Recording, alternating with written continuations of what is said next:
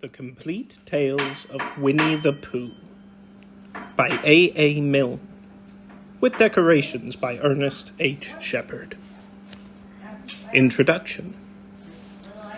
If you happen to have read another book about Christopher Robin, you may remember that he once had a swan. Or the swan had Christopher Robin, I don't know which, and that he used to call this swan Pooh. Well, that was a long time ago, and when we said goodbye, we took the name with us, as we didn't think the swan would want it anymore. Well, when Edward Bear said that he would like an exciting name all to himself, Christopher Robin said at once, without stopping to think, that he was Winnie the Pooh. And he was. So, as I have explained the Pooh part, I will now explain the rest of it. You can't be in London for long without going to the zoo. There are some people who begin the zoo at the beginning, called Way In, and walk as quickly as they can past every cage until they get to the one called Way Out. But the nicest people go straight to the animal they love the most and stay there. So when Christopher Robin goes to the zoo, he goes to where the polar bears are, and he whispers something to the third keeper from the left, and doors are unlocked, and we wander through dark passages and up steep stairs, until at last we come to the special cage, and the cage is opened, and out trots something brown and furry, and with a happy cry of, "Oh, bear!" Christopher Robin rushes into its arms. Now, this bear's name is Winnie, which shows what a good name for bears it is. But the funny thing is that we can't remember whether Winnie is called after Pooh or Pooh after Winnie. We did know once, but we have forgotten. I had written as far as this when Piglet looked up and said in his squeaky voice, "What about me?" "My dear Piglet," I said, "the whole book is about you." "So it is about Pooh," he squeaked. "You see what it is. He is jealous because he thinks Pooh is having a grand introduction all to himself. Pooh is the favorite, of course. There is no denying it. But Piglet comes in for a good many things which Pooh misses, because you can't take Pooh to school without everybody knowing it. But Piglet is so small that he slips into a pocket, where it is very comfortable to feel him when you are not quite sure whether twice 7 is 12 or 22. Sometimes he slips out and has a good look in the ink pot, and in this way he's got more education than Pooh. But Pooh doesn't mind. Some have brains, and some haven't, he says, and there it is. And now all the others are saying, "Well, what about us?" So perhaps the best thing to do is to stop writing introductions and get on with the book. End of the intro. Chapter 1, in which we are introduced to Winnie the Pooh and some bees, and the stories begin. Here is Edward Bear, coming downstairs now, bump, bump, bump, on the back of his head, behind Christopher Robin. It is, as far as he knows, the only way of coming downstairs. But sometimes he feels that there really is another way, if only he could stop bumping for a moment and think of it. And then he feels that perhaps there isn't. Anyhow, here he is at the bottom, and ready to be introduced to you. Winnie the Pooh. When I first heard his name, I said, just as you are going to say, "But I thought he was a boy." "So did I," said Christopher Robin. "Then you can't call him Winnie." "I don't." "But you said he's Winnie the Pooh. Don't you know what the means?" "Ah, yes, now I do," I said quickly. "And I hope you do too, because it is all the explanation we are going to get." Sometimes Winnie the Pooh likes a game of some sort when he comes downstairs, and sometimes he likes to sit quietly in front of the fire and listened to a story. "This evening? What about a story?" said Christopher Robin. "What about a story?" I said. "Could you very sweetly tell Winnie the Pooh one?" "Well, I suppose I could," I said. "What sort of stories does he like?" "About himself, because he's that sort of bear." "Oh, I see. So could you very sweetly?"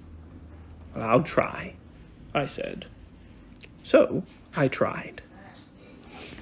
Once upon a time, a very long time ago now, about last Friday, Winnie the Pooh lived in a forest all by himself under the name of Sanders. "What does under the name mean?" asked Christopher Robin. "Well, it means he had the name over the door in gold letters and lived under it." "Winnie the Pooh wasn't quite sure," said Christopher Robin. "Now I am," said a growly voice. "Then I will go on," said I. One day, when he was out walking, he came to an open place in the middle of the forest, and in the middle of this place was a large oak tree, and from the top of the tree there came a loud buzzing noise. Winnie the Pooh sat down at the foot of the tree, put his head between his paws, and began to think. First of all, he said to himself, "That buzzing noise means something. You don't get a buzzing noise like that, just buzzing and buzzing, without its meaning something. Well, if there's a buzzing noise, somebody's making a buzzing noise. And the only reason for making a buzzing noise that I know of is because you're a bee." Then he thought another long time and said, "And the only reason for being a bee that I know of is making honey." And then he got up and said, "And the only reason for making honey is so that I can eat it." So he began to climb the tree. He climbed and he climbed and he climbed, and as he climbed, he sang a little song to himself. It went like this. "Isn't it funny how a bear likes honey? Buzz, buzz, buzz, I wonder why he does." Then he climbed a little further, and a little further, and then just a little further. By that time, he'd thought of another song. "It's a very funny thought that if bears were bees, they'd build their nests at the bottom of trees. And that being so, if bees were bears, we shouldn't have to climb up all these stairs." He was getting rather tired by this time, so that is why he sang a complaining song. He was nearly there now, and if he just stood on that branch, crack! "Oh, help!" said Pooh, as he dropped 10 feet on the branch below him. "If only I hadn't," he said, as he bounced 20 feet to the next branch. "You see that I meant to do," he explained, as he turned head over heels and crashed onto another branch 30 feet below. "Well, what I meant to do, of course it was rather," he admitted, as he slithered very quickly through the next 6 branches. "Well, it all comes, I suppose," he decided, as he said goodbye to the last branch, spun around 3 times, and flew gracefully like into a gorse bush. "Well, it all comes of liking honey so much. Oh, help!" He crawled out of the gorse bush, brushed the prickles from his nose, and began to think again. And the first person he thought of was Christopher Robin. "Was that me?" said Christopher Robin in an awed voice, hardly daring to believe it. "That was you." Christopher Robin said nothing, but his eyes got larger and larger, and his face got pinker and pinker. So Winnie the Pooh went round to his friend Christopher Robin, who lived behind a green door in another part of the forest. "Good morning, Christopher Robin," he said. "Good morning, Winnie the Pooh," said you. "I wonder if you've got such a thing as a balloon about you." "A balloon? Oh, yes. I just said to myself coming along, I wonder if Christopher Robin has such a thing as a balloon about him. I just said it to myself, thinking of balloons and wondering." "Well, what do you want a balloon for?" you said. Winnie the Pooh looked around to see that nobody was listening. He put his paw to his mouth and said in a deep whisper, "Honey." "But you don't get honey with balloons." "I do," said Pooh. Well, it just happened that you had been to a party that day, before, at the house of your friend Piglet, and you had balloons at the party. You had had a big green balloon, and one of Rabbit's relations had had a big blue one, and had left it behind, being really too young to go to a party and all. And so you had brought the green one and the blue one home with you. "Which one would you like?" you asked Pooh. He put his head between his paws and thought very carefully. "It's like this," he said. "When you go after honey with a balloon, the great thing is not to let the bees know you're coming. Now, if you have a green balloon, they might think you are only part of the tree and not notice you. And if you have a blue balloon, they might think you were only part of the sky and not notice you. And the question is, which is most likely?" "Well, wouldn't they notice you underneath the balloon?" you asked. "Well, they might, and they might not," said Winnie the Pooh. "You never can tell with bees." He thought for a moment and said, "I shall try to look like a small black cloud. That will deceive them." "Well, then you'd better have the blue balloon," you said. And so it was decided. Well, you both went out with the blue balloon, and you took your gun with you, just in case, as you always did. And Winnie the Pooh went to a very muddy place that he knew of, and rolled until he was black all over. And then, when the balloon was blown up as big, and you and Pooh were both holding on to the string, you let go suddenly, and Pooh Bear floated gracefully up into the sky and stayed there, level with the top of the tree, and about 20 feet away from it. "Hooray!" you shouted. "Isn't that fine?" shouted Winnie the Pooh down to you. "What do I look like?" You look like a bear holding on to a balloon," you said. "Oh, not," said Pooh anxiously. "Not like a small black cloud in a blue sky." "Not very much." Well, perhaps from up here it looks different. And as I say, you never can tell with bees." There was no wind to blow him nearer to the tree, so there he stayed. He could see the honey. He could smell the honey, but he couldn't quite reach the honey. After a little while, he called down to you. "Christopher Robin," he said in a loud whisper. "Hello." "I think the bees suspect something." "What sort of thing?" "I don't know, but something tells me that they're suspicious." "Perhaps they think that you're after their honey." "Well, it may be that. You never can tell with bees." There was another little silence, and then he called down to you again. "Christopher Robin?" "Yes?" "Have you an umbrella in your house?" "Well, I think so." "I wish you would bring it over here, and walk up and down with it, and look up at me every now and then and say, 'Tut, tut, it looks like rain.' I think if you did that, it would help the deception which we are practicing on these bees."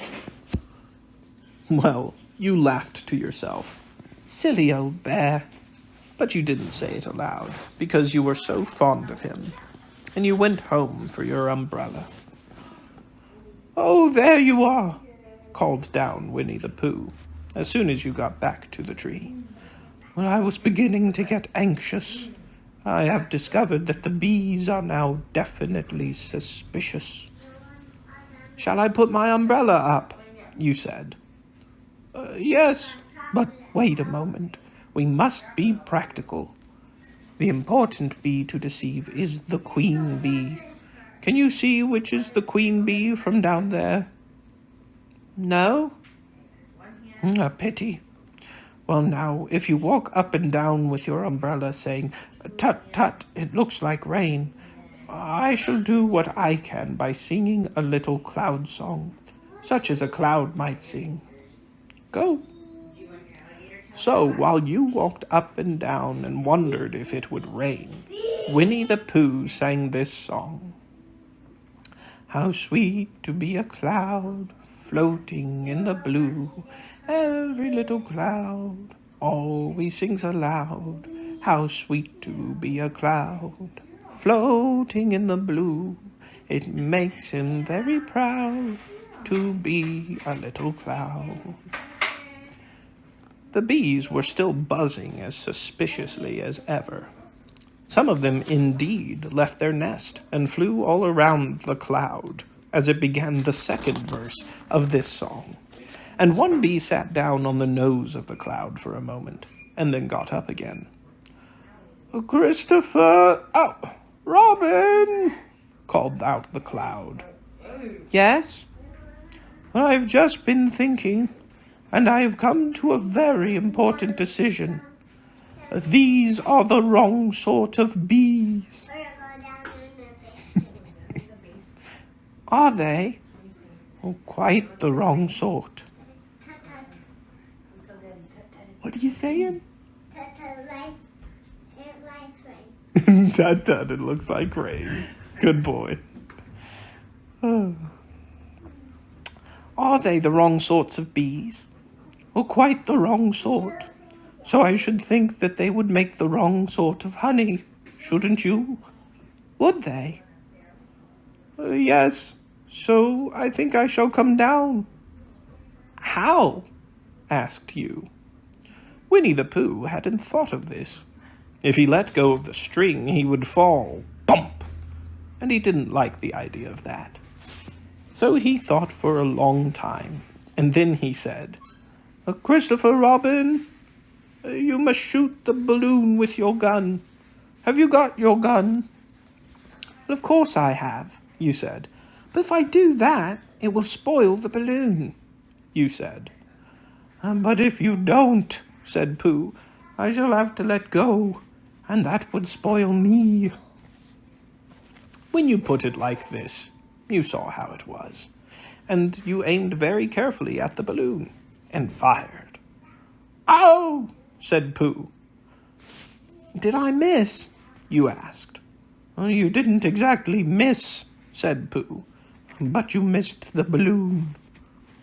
"I'm so sorry," you said, and you fired again, and this time you hit the balloon, and the air came slowly out, and Winnie the Pooh floated down to the ground. But his arms were so stiff from holding on to the string of the balloon all that time that they stayed up straight in the air for more than a week. And whenever a fly came and settled on his nose, he had to blow it off. And I think, but I'm not sure, that is why he was always called Pooh. "Is that the end of the story?" asked Christopher Robin. "Oh, that's the end of that one. There are others. About Pooh and me, and Piglet, and Rabbit, and all of you. Don't you remember?" "Well, I do remember. And then when I try to remember, I forget." "Well, that day when Pooh and Piglet tried to catch the Heffalump, they didn't catch it, did they?" "No." "Well, Pooh couldn't, because he hasn't any brain." "Did I catch it?" Well, that comes into the story. Christopher Robin nodded. Well, I do remember, he said. Only Pooh doesn't very well, so that's why he likes having it told to him again, because then it's a real story, and not just a remembering. Well, that is how I feel, I said. Christopher Robin gave a deep sigh, picked up his bear by the leg, and walked off to the door, trailing Pooh behind him. At the door he turned and said, Coming to see me have my bath? Well, I might, I said. I didn't hurt him when I shot him, did I? Not a bit. He nodded and went out, and in a moment I heard Winnie the Pooh, bump, bump, bump, going up the stairs behind him. End of the chapter. Chapter 2, in which Pooh goes visiting and gets into a tight place. Edward Bear, known to Americans as Teddy Bear, and to his friends as Winnie the Pooh, or Pooh for short, was walking through the forest one day, humming proudly to himself. He had made up a little hum that very morning, as he was doing his stoutness exercises in front of the glass. Tra-la-la, tra-la-la, as he stretched up as high as he could go, and then tra-la-la, tra-la, oh, help, la, as he tried to reach his toes. After breakfast, he had said it over and over to himself until he had learnt it off by heart, and now he was humming it right through, properly. It went like this. Tra-la-la, tra-la-la, tra-la-la, tra-la-la, rum-tum, tiddle-lum-tum, tiddle-liddle, tiddle-liddle, tiddle-liddle, tiddle-liddle, rum-tum-tum, tiddle-lum. Well, he was humming this hum to himself, and, walking along gaily, wondered what everybody else was doing, and what it felt like, being somebody else, when suddenly he came to a sandy bank, and in that bank was a large hole. Aha, said Pooh, rum-tum-tiddle-lum-tum. If I know anything about anything, that hole means rabbit, he said. And rabbit means company, he said. And company means food, and listening to me humming and such like. Rum-tum-tum-tiddle-lum. So he bent down, put his head into the hole, and called out, Is anybody home? There was a sudden scuffling noise from inside the hole, and then silence. What I said was, Is anybody at home? Called out Pooh very loudly. No, said a voice, and then added, You needn't shout so loud. I heard you quite well the first time. Bother, said Pooh. Isn't there anybody here at all? Nobody. Winnie the Pooh took his head out of the hole and thought for a little, and he thought to himself, There must have been somebody there, because somebody must have said nobody. So he put his head back in the hole and said, Hello, Rabbit. Isn't that you? No, said Rabbit, in a different sort of voice this time. But isn't that Rabbit's voice? I don't think so, said Rabbit. It isn't meant to be. Oh, said Pooh. He took his head out of the hole and had another think. And then he put it back and said, Well, could you very kindly tell me where Rabbit is? He's gone to see his friend Pooh Bear, who is a great friend of his. Oh, but that is me, said Bear, very much surprised. What sort of me? A Pooh Bear. Are you sure? Said Rabbit, still more surprised. Quite sure, said Pooh. Oh, well, then, come in. So Pooh pushed and pushed and pushed his way through the hole, and at last he got in. Oh, you were quite right, said Rabbit, looking at him all over. It is you. Glad to see you. Oh, did you think it was? Well, I wasn't quite sure. You know how it is in the forest. One can't have anybody coming into one's house. One has to be careful. What about a mouthful of something? Pooh always liked a little something at 11 o'clock in the morning, and he was very glad to see Rabbit getting out the plates and mugs. And when Rabbit said, honey or condensed milk with your bread, he was so excited that he said, both. And then, so as not to seem greedy, he added, but don't bother about the bread, please. And for a long time after that, he said nothing. Until at last, humming to himself in a rather sticky voice, he got up, shook Rabbit lovingly by the paw, and said that he must be going on. Oh, must you? Said Rabbit politely. Well, said Pooh, I could stay a little longer if you... And he tried very hard to look in the direction of the larder. As a matter of fact, said Rabbit, I was going out myself directly. Oh, well then, I'll be going on. Goodbye. Well, goodbye, if you're sure you won't have any more. Is there any more? Said Pooh quickly. Rabbit took the covers off the dishes and said no, there wasn't. I thought not, said Pooh, nodding to himself. Well, goodbye. I must be going on. So he started to climb out of the hole. He pulled with his front paws and pushed with his back paws, and in a little while his nose was out in the open again, and then his ears, and then his front paws, and then his shoulders, and then... Oh, help, said Pooh. I'd better go back. Oh, bother, said Pooh. I shall have to go on. I can't do either, said Pooh. Oh, help and bother. Now by this time Rabbit wanted to go for a walk too, and finding the front door full, he went out by the back door, and came round to Pooh, and looked at him. Hello, are you stuck? He asked. No, said Pooh carelessly. Just resting and thinking and humming to myself. Here, give us a paw.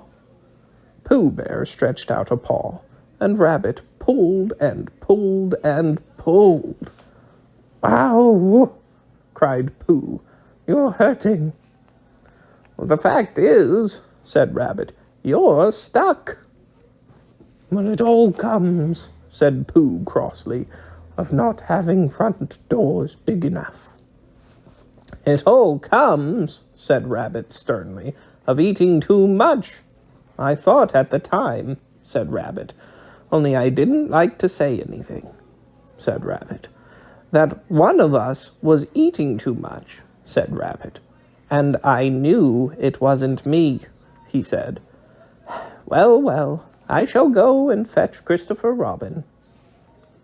Christopher Robin lived at the other end of the forest, and when he came back with Rabbit and saw the front half of Pooh, he said, Silly old bear, in such a loving voice that everybody felt quite hopeful again.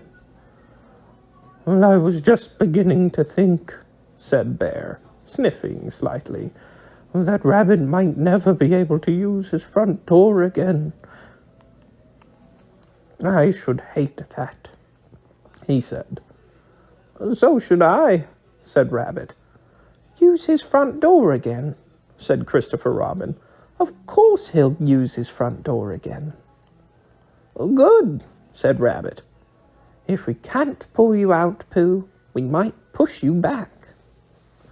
Rabbit scratched his whiskers thoughtfully and pointed out that, when once Pooh was pushed back, he was back. And of course nobody was more glad to see Pooh than he was. Still, there it was. Some lived in trees, and some lived underground, and... "You mean I'd never get out?" said Pooh. "I mean," said Rabbit, "that having got so far, it seems a pity to waste it." Christopher Robin nodded. "Then there's only one thing to be done," he said. "We shall have to wait for you to get thin again." "How long does getting thin take?" asked Pooh anxiously. "About a week, I should think." "But I can't stay here for a week." "You can stay here all right, silly old bear. It's getting you out which is so difficult." "Oh, we'll read to you," said Rabbit cheerfully. "And I hope it won't snow," he added. "And I say, old fellow, you're taking up a good deal of room in my house. Do you mind if I use your back legs as a towel horse? Because, I mean, there they are, doing nothing, and it would be very convenient just to hang towels on them." "A week," said Pooh gloomily. "What about meals?" "I'm afraid no meals," said Christopher Robin, "because of getting thin quicker. But we will read to you." Bear began to sigh, and then he found he couldn't, because he was so tightly stuck, and a tear rolled down his eye as he said, "Then would you read a sustaining book, such as would help and comfort a wedged bear in great tightness?" So for a week, Christopher Robin read that sort of book at the north end of Pooh. And Rabbit hung his washing on the south end. And in between, Bear felt himself getting slenderer and slenderer. And at the end of the week, Christopher Robin said, "Now!" So he took hold of Pooh's front paws, and Rabbit took hold of Christopher Robin, and all Rabbit's friends and relations took hold of Rabbit, and they all pulled together. And for a long time, Pooh only said, "Oh!" and "Oh!" And then all of a sudden, he said, "Pop!" just as if a cork were coming out of a bottle. And Christopher Robin and Rabbit and all Rabbit's friends and relations went head over heels backwards. And on the top of them came Winnie the Pooh, free. So, with a nod of thanks to his friends, he went on with his walk through the forest, humming proudly to himself. But Christopher Robin looked after him lovingly and said to himself, "Silly old bear." End of the chapter. Chapter 3, in which Pooh and Piglet go hunting and nearly catch a Woozle. The Piglet lived in a very grand house in the middle of a beech tree, and the beech tree was in the middle of the forest, and the Piglet lived in the middle of the house. Next to his house was a piece of broken board, which had "Trespassers on it. When Christopher Robin asked the Piglet what it meant, he said it was his grandfather's name, and had been in the family for a long time.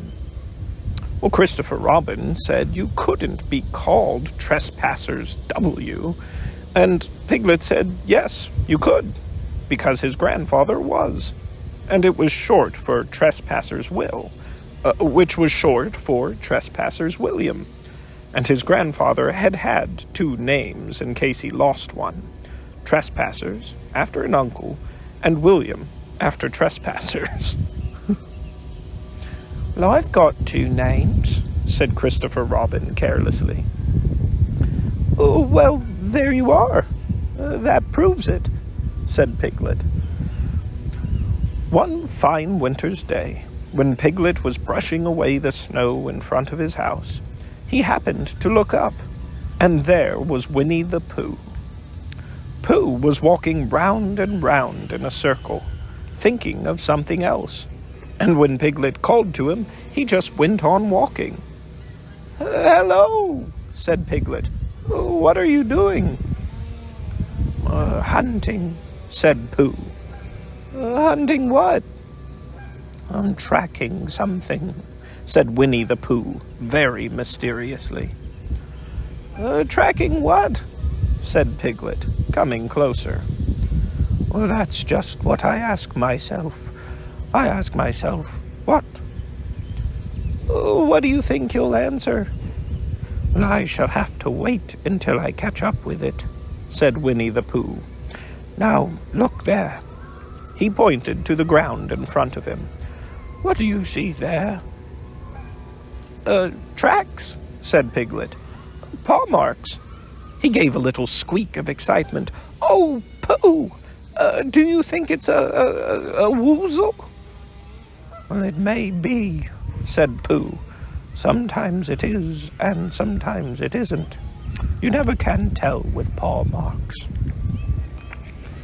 With these few words, he went on tracking, and Piglet, after watching him for a minute or two, ran after him. Winnie the Pooh had come to a sudden stop and was bending over the tracks in a puzzled sort of way. "Oh, what's the matter?" said Piglet. "Well, it's a very funny thing," said Bear, "but there seem to be two animals now. This, whatever it was, has been joined by another, whatever it is, and the two of them are now proceeding in company. Would you mind coming with me, Piglet, in case they turn out to be hostile animals?" Piglet scratched his ear in a nice sort of way, and said that he had nothing to do until Friday, and would be delighted to come, in case it really was a woozle. "You mean in case it turns out to be two woozles?" said Winnie the Pooh, and Piglet said that anyhow he had nothing to do until Friday. So off they went together. There was a small spinney of larch trees just there, and it seemed as if the two woozles, if that is what they were, had been going round this spinney, which is a group of trees. So round this spinney went Pooh and Piglet after them. Piglet passing the time by telling Pooh that his grandfather, Trespassers W, what he had done to remove stiffness after tracking, and how his grandfather, Trespassers W, had suffered in his later years from shortness of breath and other matters of interest. And Pooh, wondering what a grandfather was like, and if perhaps this was two grandfathers they were after now, and if so, whether he would be allowed to take one home and keep it, and what Christopher Robin would say. And still the tracks went on in front of them. Suddenly, Winnie the Pooh stopped and pointed excitedly in front of him. "Look!" "What?" said Piglet with a jump. And then, to show that he hadn't been frightened, he jumped up and down once or twice in an exercising sort of way. "The tracks," said Pooh. "A third animal has joined the other two." "Pooh," cried Piglet, "do you think it's another woozle?" "No," said Pooh, "because it makes different marks. It is either two woozles and one, as it might be a whizzle, or two, as it might be whizzles, and one, if so it is woozle. Let us continue to follow them." So they went on, feeling just a little anxious now, in case the three animals in front of them were of hostile intent. and Piglet wished very much that his grandfather, T.W., were there, instead of elsewhere. And Pooh thought how nice it would be if they met Christopher Robin suddenly, but quite accidentally, and only because he liked Christopher Robin so much. And then, all of a sudden, Winnie the Pooh stopped again and licked the tip of his nose in a cooling manner, for he was feeling more hot and anxious than ever in his life before. There were 4 animals in front of them. "Do you see, Piglet? Look at their tracks. 3, as it were, Woozles, and 1, if it was, Woozle. Another Woozle has joined them." And so it seemed to be. There were the tracks, crossing over each other here, getting muddled up with each other there, but quite plainly, every now and then, the tracks had 4 sets of paws. "I think," said Piglet, when he had licked the tip of his nose too, and found that it brought very little comfort. "I think I've just remembered something. I've just remembered something that I forgot to do today, and shan't be able to do tomorrow. So I suppose I really ought to get back and do it now." "Well, do it this afternoon, and I'll come with you," said Pooh. "It isn't the sort of thing you can do in the afternoon," said Piglet quickly. "It's a very particular morning thing that has to be done in the morning, and if possible between the hours of... what would you say the time was?" "About 12, said Winnie the Pooh, looking at the sun. Between, as I was saying, the hours of 12 and 12:05. So really, dear old Pooh, if you'll excuse me..." "What's that?" Pooh looked up at the sky, and then, as he heard the whistle again, he looked up into the branches of a big oak tree, and then he saw a friend of his. "Well, it's Christopher Robin," he said. Then you'll be all right," said Piglet. "You'll be quite safe with him. Goodbye." And he trotted off home as quickly as he could, very glad to be out of all danger again. Christopher Robin came slowly down his tree. "Silly old bear," he said, "what were you doing? First you went round the spinney twice by yourself, and then Piglet ran after you, and you went round again together, and then you were just going round a 4th time." "Wait a moment," said Winnie the Pooh, holding up his paw. He sat down and thought, in the most thoughtful way he could think. Then he fitted his paw into one of the tracks, and then he scratched his nose twice and stood up. "Yes," said Winnie the Pooh. "I see now," said Winnie the Pooh. "I have been foolish and deluded," said he, "and I am a bear of no brain at all." "Well, you're the best bear in all the world," said Christopher Robin soothingly. "Am I?" said Pooh hopefully, and then he brightened up suddenly. "Well, anyhow," he said, "it's nearly luncheon time." So he went home for it. End of the chapter. Chapter 4, in which Eeyore loses a tail, and Pooh finds one. The old grey donkey, Eeyore, stood by himself in a thistly corner of the forest, his front feet well apart, his head on one side, and thought about things. Sometimes he thought sadly to himself, "Why?" And sometimes he thought, "Wherefore?" And sometimes he thought, "Inasmuch as what?" And sometimes he didn't quite know what he was thinking about. So when Winnie the Pooh came stumping along, Eeyore was very glad to be able to stop thinking for a little, in order to say, "How do you do?" in a gloomy manner to him. "And how are you?" said Winnie the Pooh. Eeyore shook his head from side to side. "Not very how," he said. "I don't seem to have felt at all how for a long time." "Dear, dear," said Pooh. "I am sorry about that. Let's have a look at you." So Eeyore stood there, gazing sadly at the ground, and Winnie the Pooh walked all round him once. "Why, what's happened to your tail?" he said in surprise. "What has happened to it?" said Eeyore.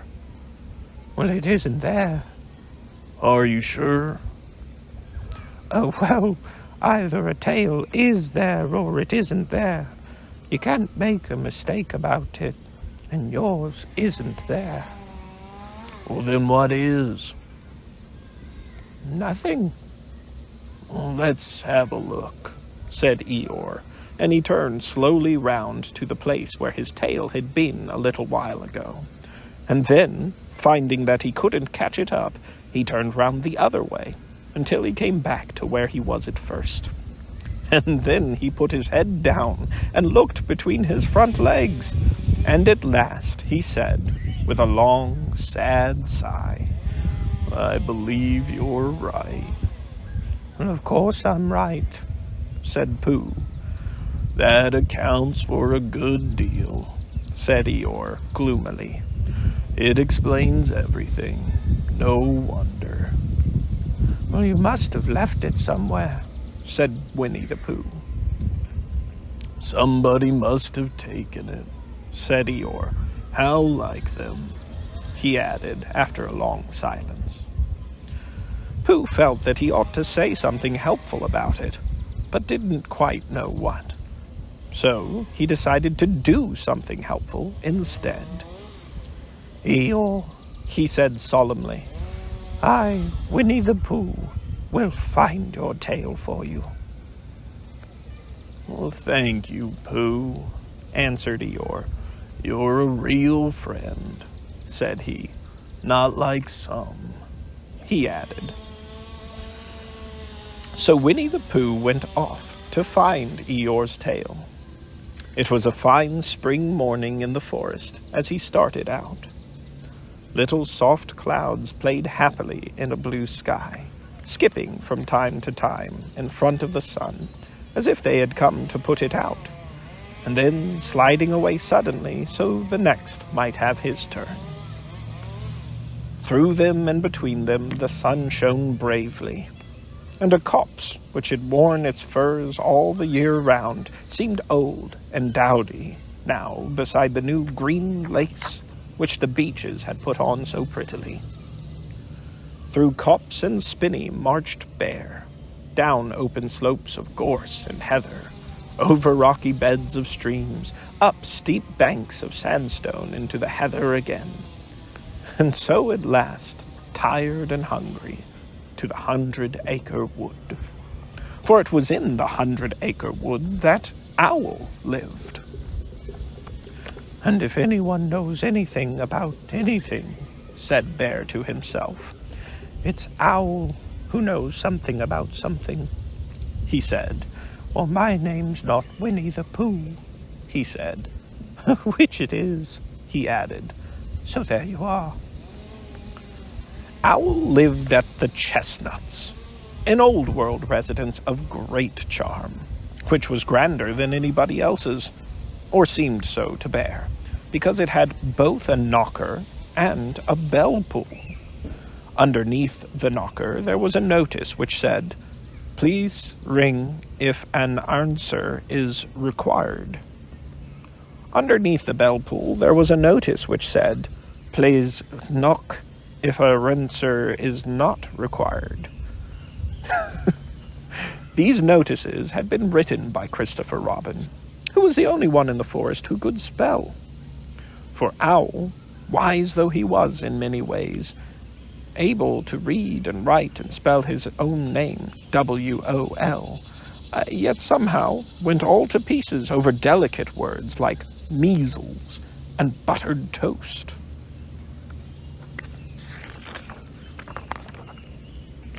Winnie the Pooh read the two notices very carefully, first from left to right, and afterwards, in case he had missed some of it, from right to left. Then, to make quite sure, he knocked and pulled the knocker, and he pulled and knocked the bell rope. And he called out in a very loud voice, "Owl, I require an answer. It's Bear speaking." And the door opened, and Owl looked out. "Hello, Pooh," he said. "How are things?" "Terrible and sad," said Pooh, "because Eeyore, who is a friend of mine, has lost his tail, and he's moping about it. So could you very kindly tell me how to find it for him?" "Well," said Owl, "the customary procedure in such cases is as follows." "What does crust-a-money proceed cake mean?" said Pooh. "For I am a bear of very little brain, and long words bother me." "Well, it means the thing to do." "As long as it means that, I don't mind," said Pooh humbly. "Well, the thing to do is as follows. First, issue a reward. Then—" "Oh, just a moment," said Pooh, holding up his paw. "What do we do to this, what were you saying? You sneezed just as you were going to tell me." "I didn't sneeze."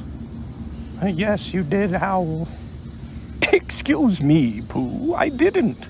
You can't sneeze without knowing it." "Well, you can't know it without something having been sneezed."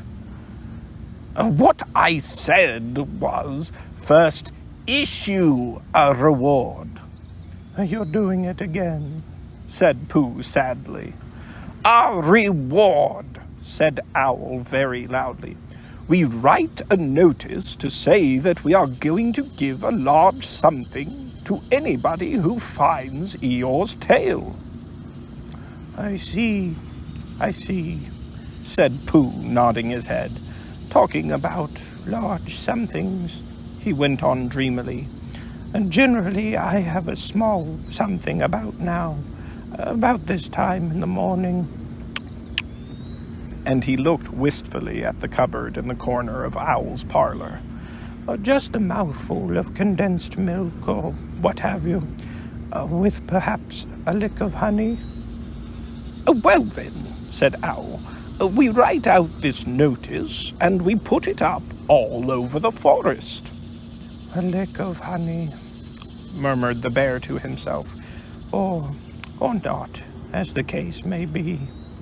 And he gave a deep sigh, and tried very hard to listen to what Owl was saying. But Owl went on and on, using longer and longer words, until at last he came back to where he started, and he explained that the person to write out this notice was Christopher Robin. "It was he who wrote the ones on my front door for me. Did you see them, Pooh?" For some time now, Pooh had been saying yes and no in turn, with his eyes shut, to all that Owl was saying, and having said yes last time, he said no, not at all, now, without really knowing what Owl was talking about. "Well, didn't you see them?"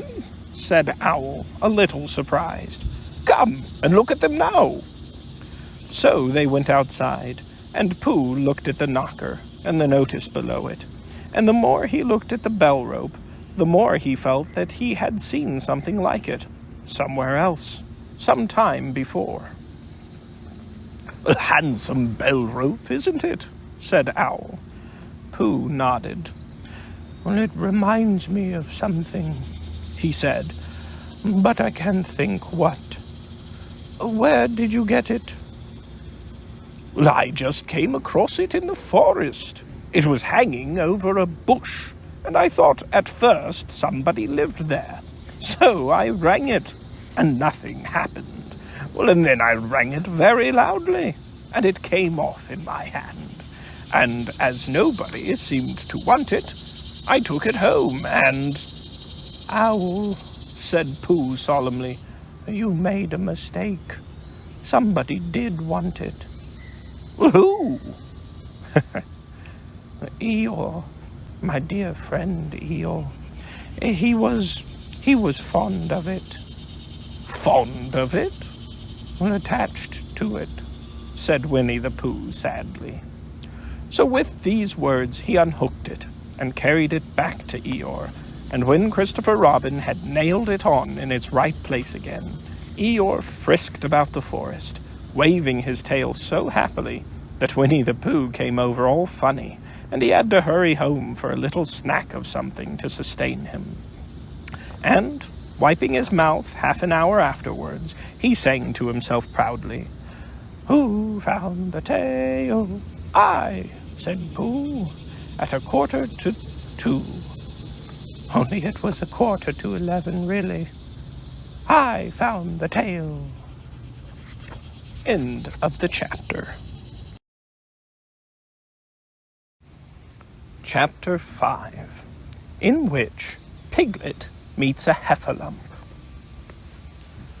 One day, when Christopher Robin and Winnie the Pooh and Piglet were all talking together, Christopher Robin finished the mouthful he was eating and said carelessly, "I saw a Heffalump today, Piglet." "What was it doing?" asked Piglet. "Just jumping along," said Christopher Robin. "I don't think it saw me." "I saw one once," said Piglet. "At least, I think I did," he said. "Only perhaps it wasn't." "So did I," said Pooh, wondering what a Heffalump was like. "You don't see them often," said Christopher Robin carelessly. "Not now," said Piglet. "Not at this time of year," said Pooh. Then they all talked about something else, until it was time for Pooh and Piglet to go home together. At first they stumped along the path which edged the 100-acre wood.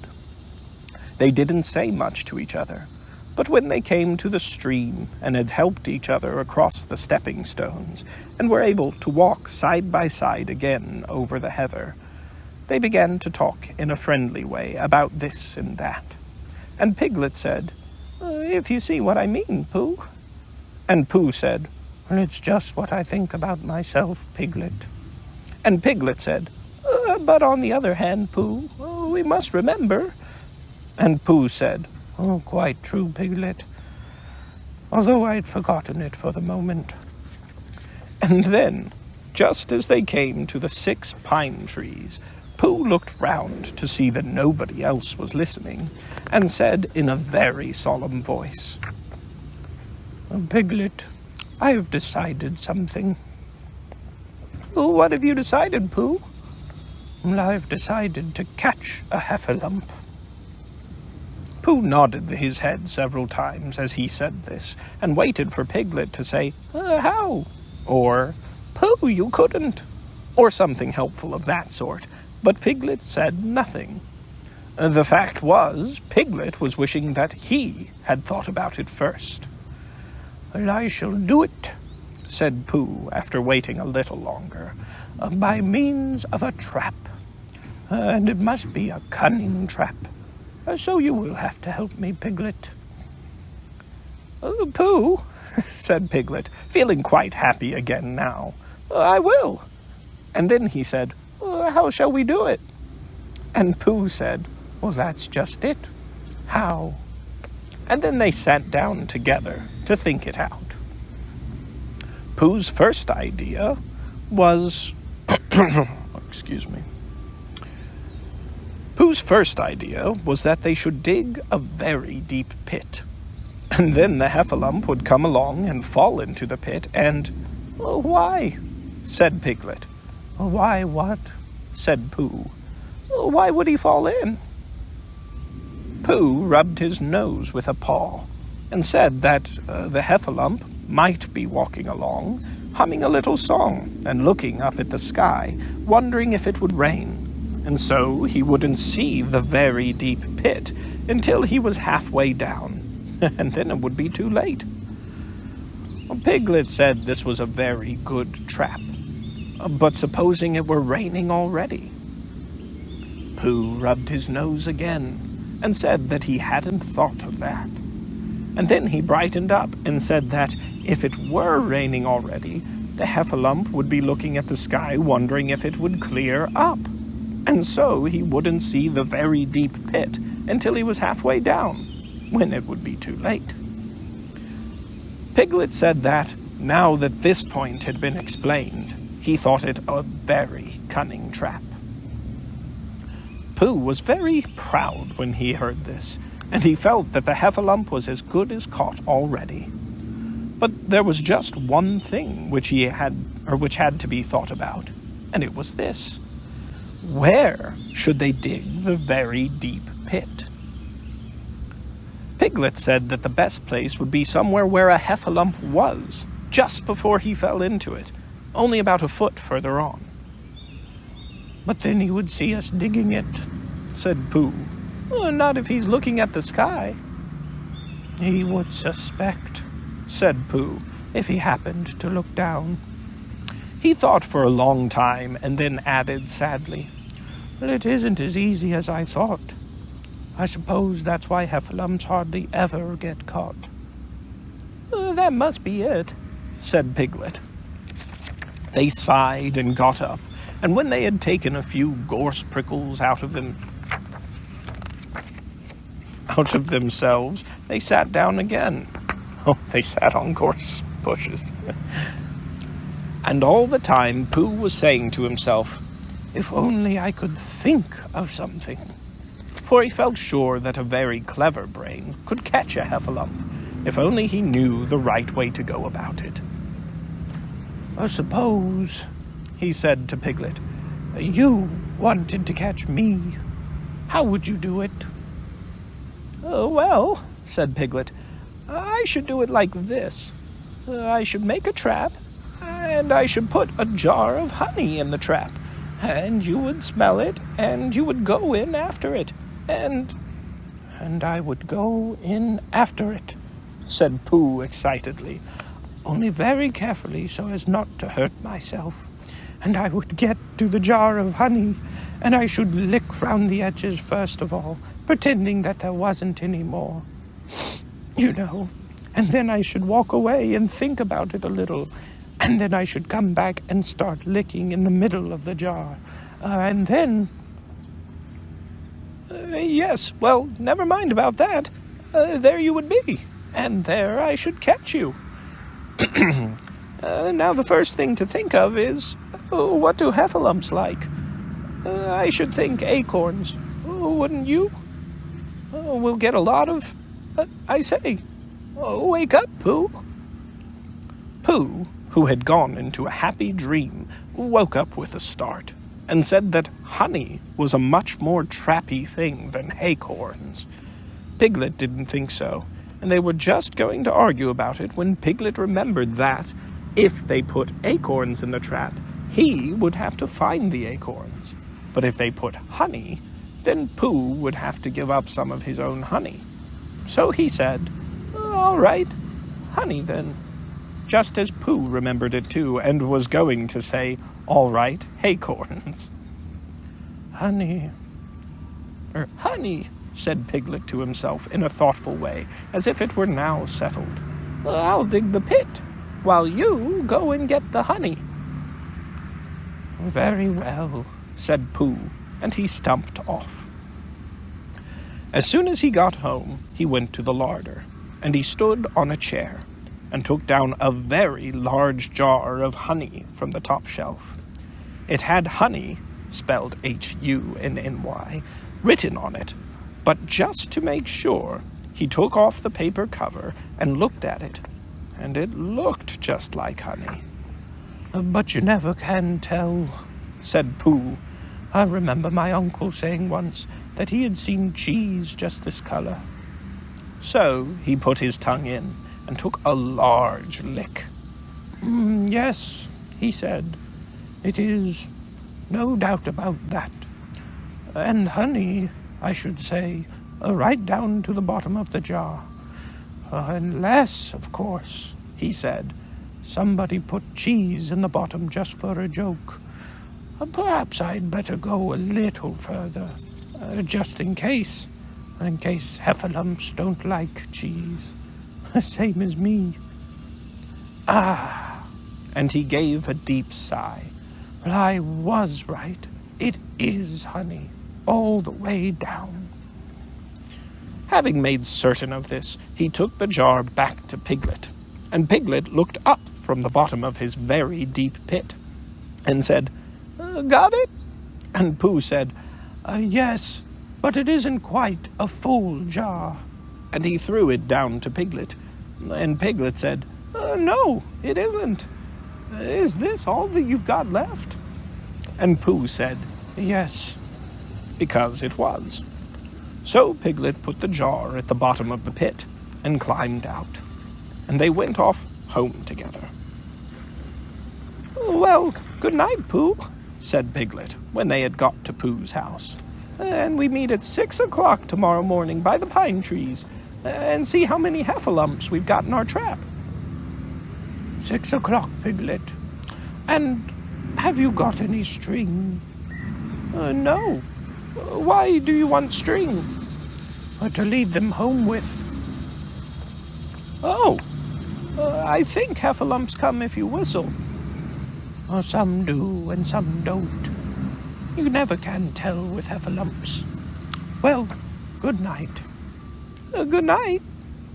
And off Piglet trotted to his house, Trespassers W, while Pooh made his preparations for bed.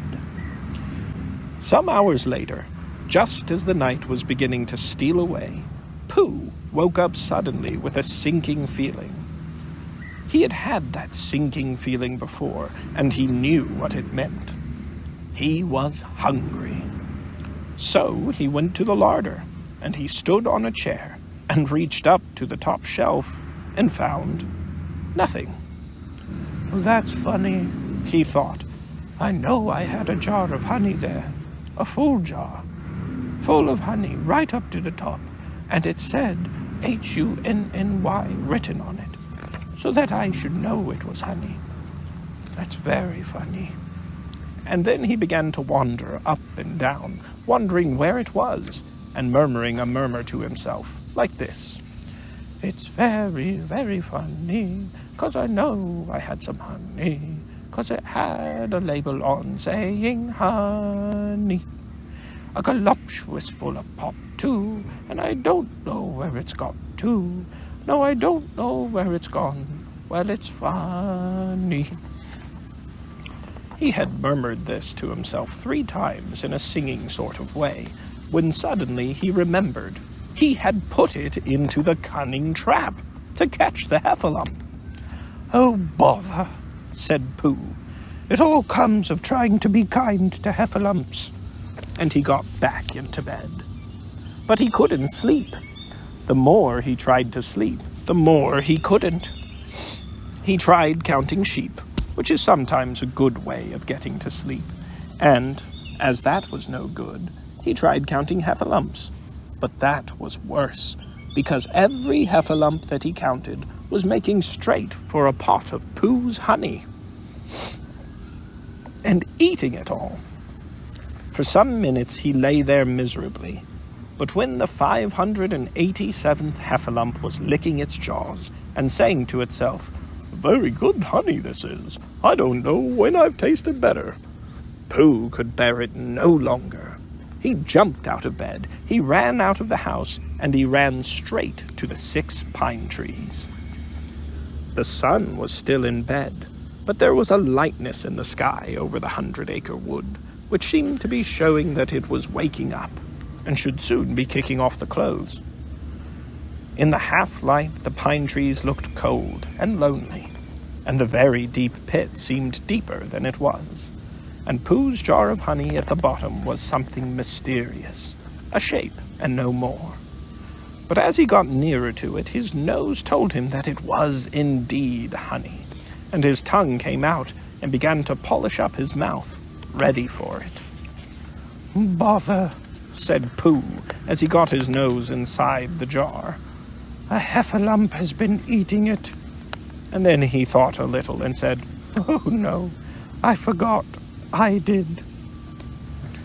Indeed, he had eaten most of it, but there was a little left at the very bottom of the jar, and he pushed his head right in and began to lick. By and by, Piglet woke up. As soon as he woke, he said to himself, "Oh," and then he said bravely, "Yes," and then still more bravely, "Quite so." But he didn't feel very brave, for the word which was really jiggeting about in his brain was heffalumps. What was a heffalump like? Was it fierce? Did it come when you whistled? And how did it come? Was it fond of pigs at all? If it was fond of pigs, did it make any difference what sort of pig? Supposing it was fierce with pigs, would it make any difference if the pig had a grandfather called Trespassers William? He didn't know the answer to any of these questions, and he was going to see his first heffalump in about an hour from now. Of course, Pooh would be with him, and it was much more friendly with two. But suppose heffalumps were very fierce with pigs and bears. Wouldn't it be better to pretend that he had a headache and couldn't go up to the 6 pine trees this morning? But then suppose that it was a very fine day, and there was no heffalump in the trap. Here he would be, in bed all the morning, simply wasting his time for nothing. What should he do? And then he had a clever idea. He would go up very quietly to the 6 pine trees now, peep very cautiously into the trap, and see if there was a heffalump there. And if there was, he would go back to bed, and if there wasn't, he wouldn't. So off he went. At first he thought that there wouldn't be a heffalump in the trap, and then he thought that there would. And as he got nearer, he was sure that there would, because he could hear it heffalumping about like anything. "Oh dear, oh dear, oh dear," said Piglet to himself, and he wanted to run away. But somehow, having got so near, he felt that he must just see what a heffalump was like. So he crept to the side of the trap and looked in. And all the time, Winnie the Pooh had been trying to get the honey jar off his head. The more he shook it, the more tightly it stuck. "Bother," he said inside the jar, and "Oh, help," and mostly, "Oh." And he tried bumping it against things, but as he couldn't see what he was bumping it against, it didn't help him. And he tried to climb out of the trap, but as he could see nothing but jar, and not much of that, he couldn't find his way. So at last he lifted up his head, jar and all, and made a loud, roaring noise of sadness and despair. And it was at that moment that Piglet looked down. "Help! Help!" cried Piglet. "Heffalump! Horrible heffalump!" And he scampered off as hard as he could, still crying out, "Help! Help! A heffable horralump! Huff! Huff! Hellable horralump! Hoffable hellerump!" And he didn't stop crying and scampering until he got to Christopher Robin's house. "Whatever's the matter, Piglet?" said Christopher Robin, who was just getting up. "Heff," said Piglet, breathing so hard that he could hardly speak. "A heffalump." "Where?" said Christopher. Where? "Up there," said Piglet, waving his paw. "Well, what did it look like?" Well, it had the biggest head you ever saw, Christopher Robin. A great, enormous thing. Like nothing. A huge, big, I don't know. Like an enormous big nothing. Like a jar." "Well," said Christopher Robin, putting on his shoes, "I shall go and look at it." Come on." Piglet wasn't afraid if he had Christopher Robin with him, so off they went. "I can hear it, can't you?" said Piglet anxiously as they got near. "I can hear something," said Christopher Robin. It was Pooh, bumping his head against a tree root he had found. "There," said Piglet. "Isn't it awful?" And he held on tight to Christopher Robin's hand. Suddenly, Christopher Robin began to laugh, and he laughed, and he laughed, and he laughed. And while he was still laughing, crash went the Heffalump's head against the tree root. Smash went the jar, and out came Pooh's head again. When Piglet saw what a foolish piglet he had been, and he was so ashamed of himself that he ran... Then Piglet saw what a foolish piglet he had been, and he was so ashamed of himself that he ran straight off home and went to bed with a headache. But Christopher Robin and Pooh went home to breakfast together. "Oh, Bear," said Christopher Robin, "how I love you." "So do I," said Pooh. End of the chapter. Chapter 6, in which Eeyore has a birthday and gets 2 presents. Eeyore, the old gray donkey, stood by the side of the stream and looked at himself in the water. "Pathetic," he said.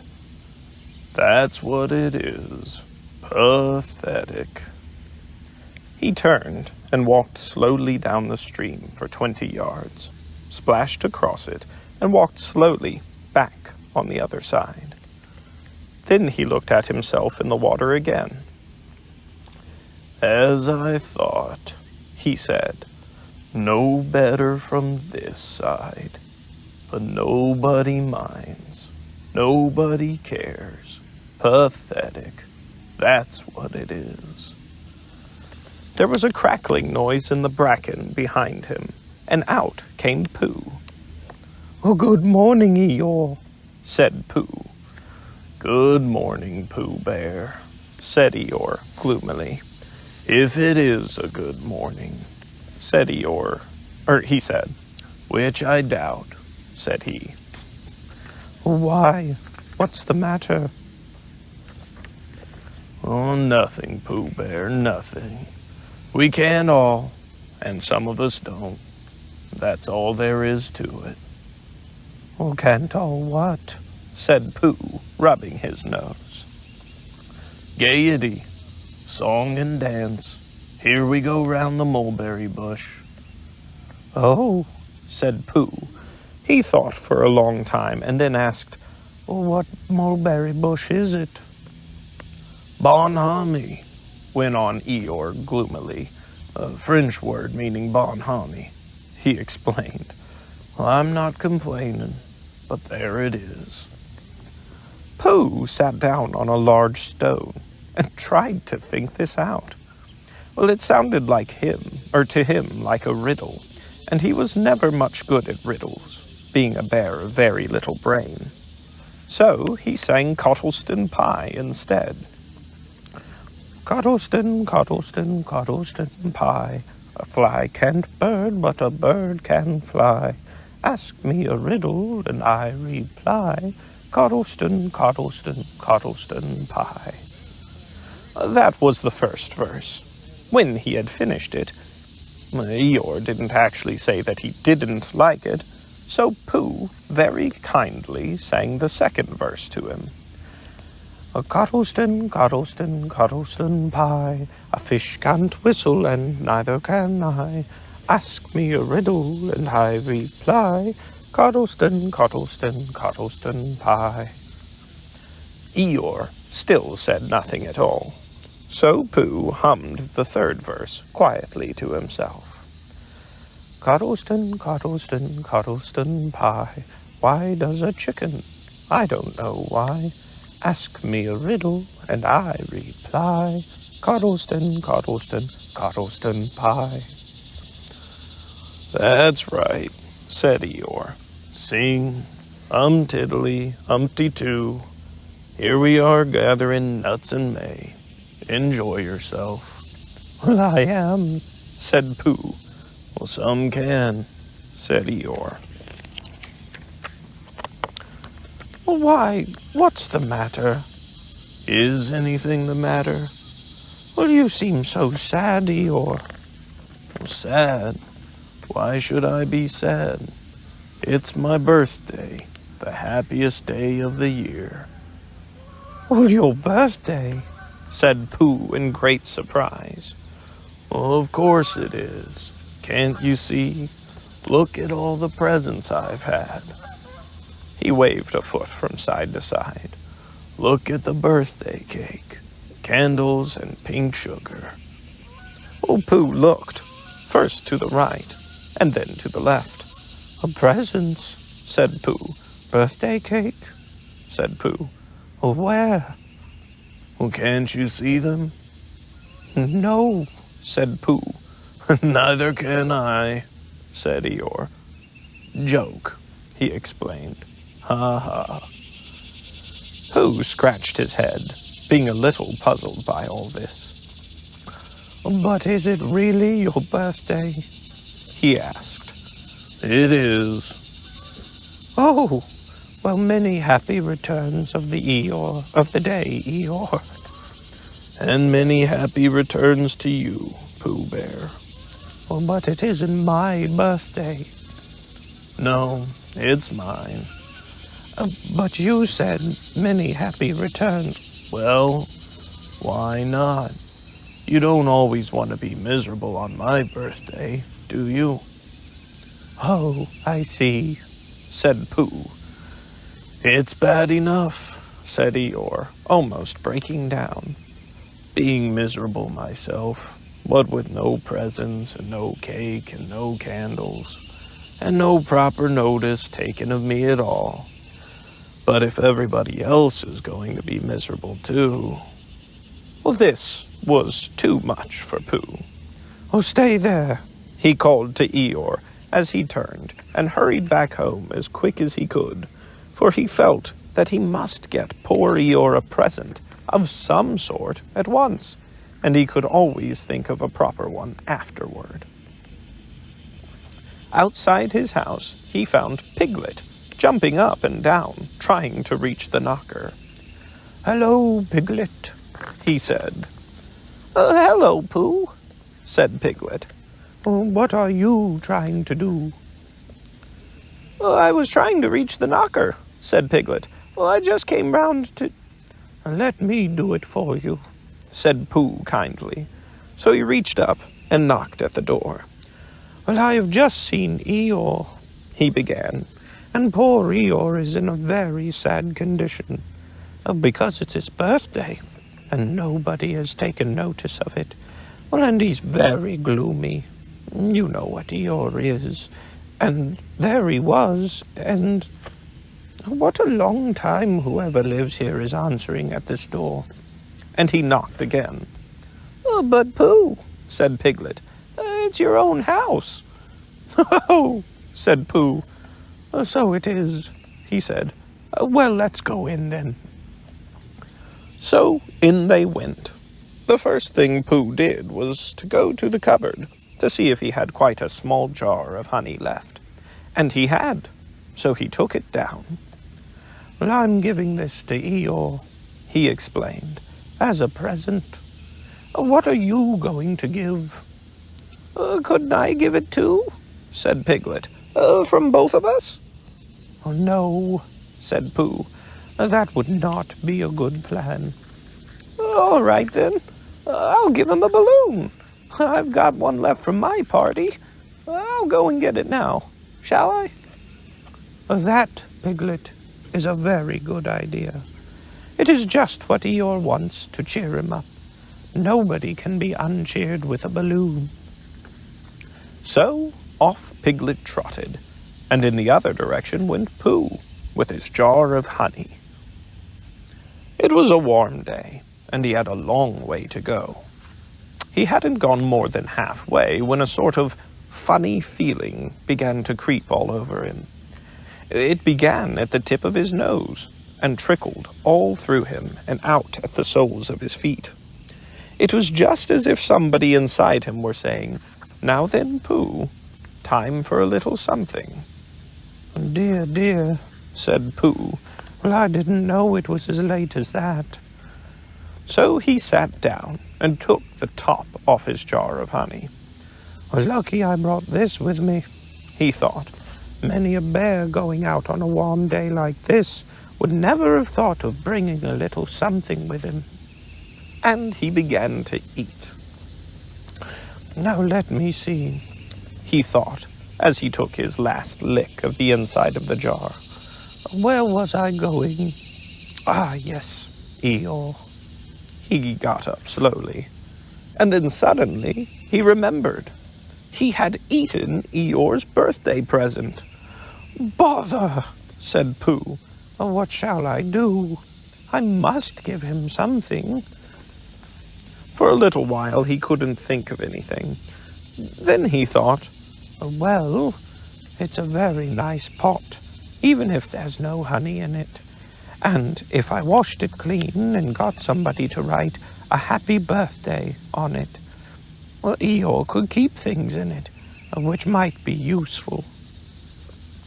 So, as he was just passing the 100-acre wood, he went inside to call on Owl, who lived there. "Good morning, Owl," he said. "Good morning, Pooh," said Owl. "Many happy returns of Eeyore's birthday," said Pooh. "Oh, is that what it is?" "What are you giving him, Owl?" "What are you giving him, Pooh?" "Well, I'm giving him a useful pot to keep things in. And I wanted to ask you—" "Is this it?" said Owl, taking it out of Pooh's paw. "Yes, and I wanted to ask you—" "Well, somebody has been keeping honey in it," said Owl. "Well, you can keep anything in it," said Pooh earnestly. "It's very useful like that.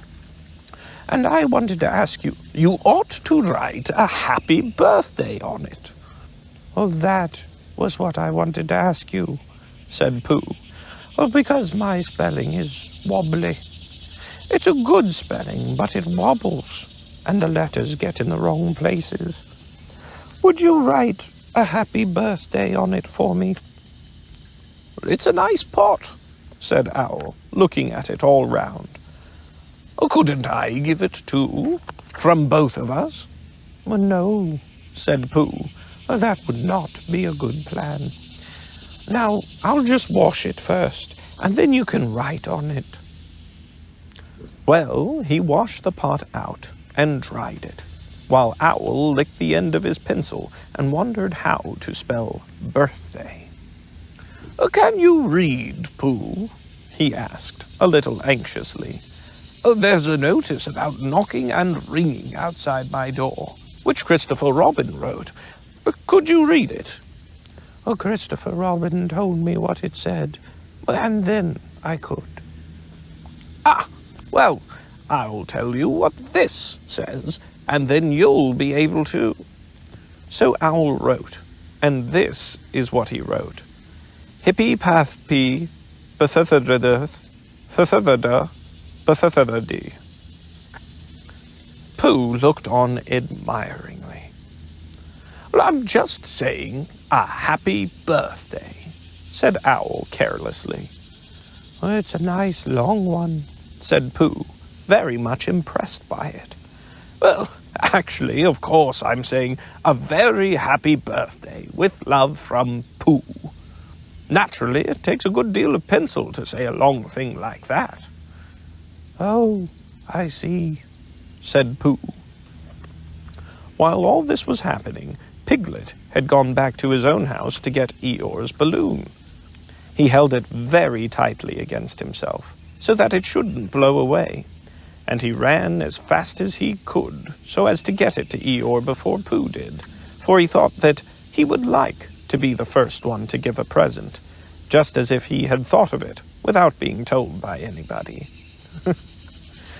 And running along and thinking how pleased Eeyore would be, he didn't look where he was going. And suddenly he put his foot in a rabbit hole and fell down flat on his face. Bang! Piglet lay there, wondering what had happened. At first he thought that the whole world had blown up, and then he thought that perhaps only the forest part of it had. And then he thought perhaps only he had. And he was now alone in the moon or somewhere, and would never see Christopher Robin, or Pooh, or Eeyore again. And then he thought, well, even if I'm in the moon, I needn't be face downwards all the time.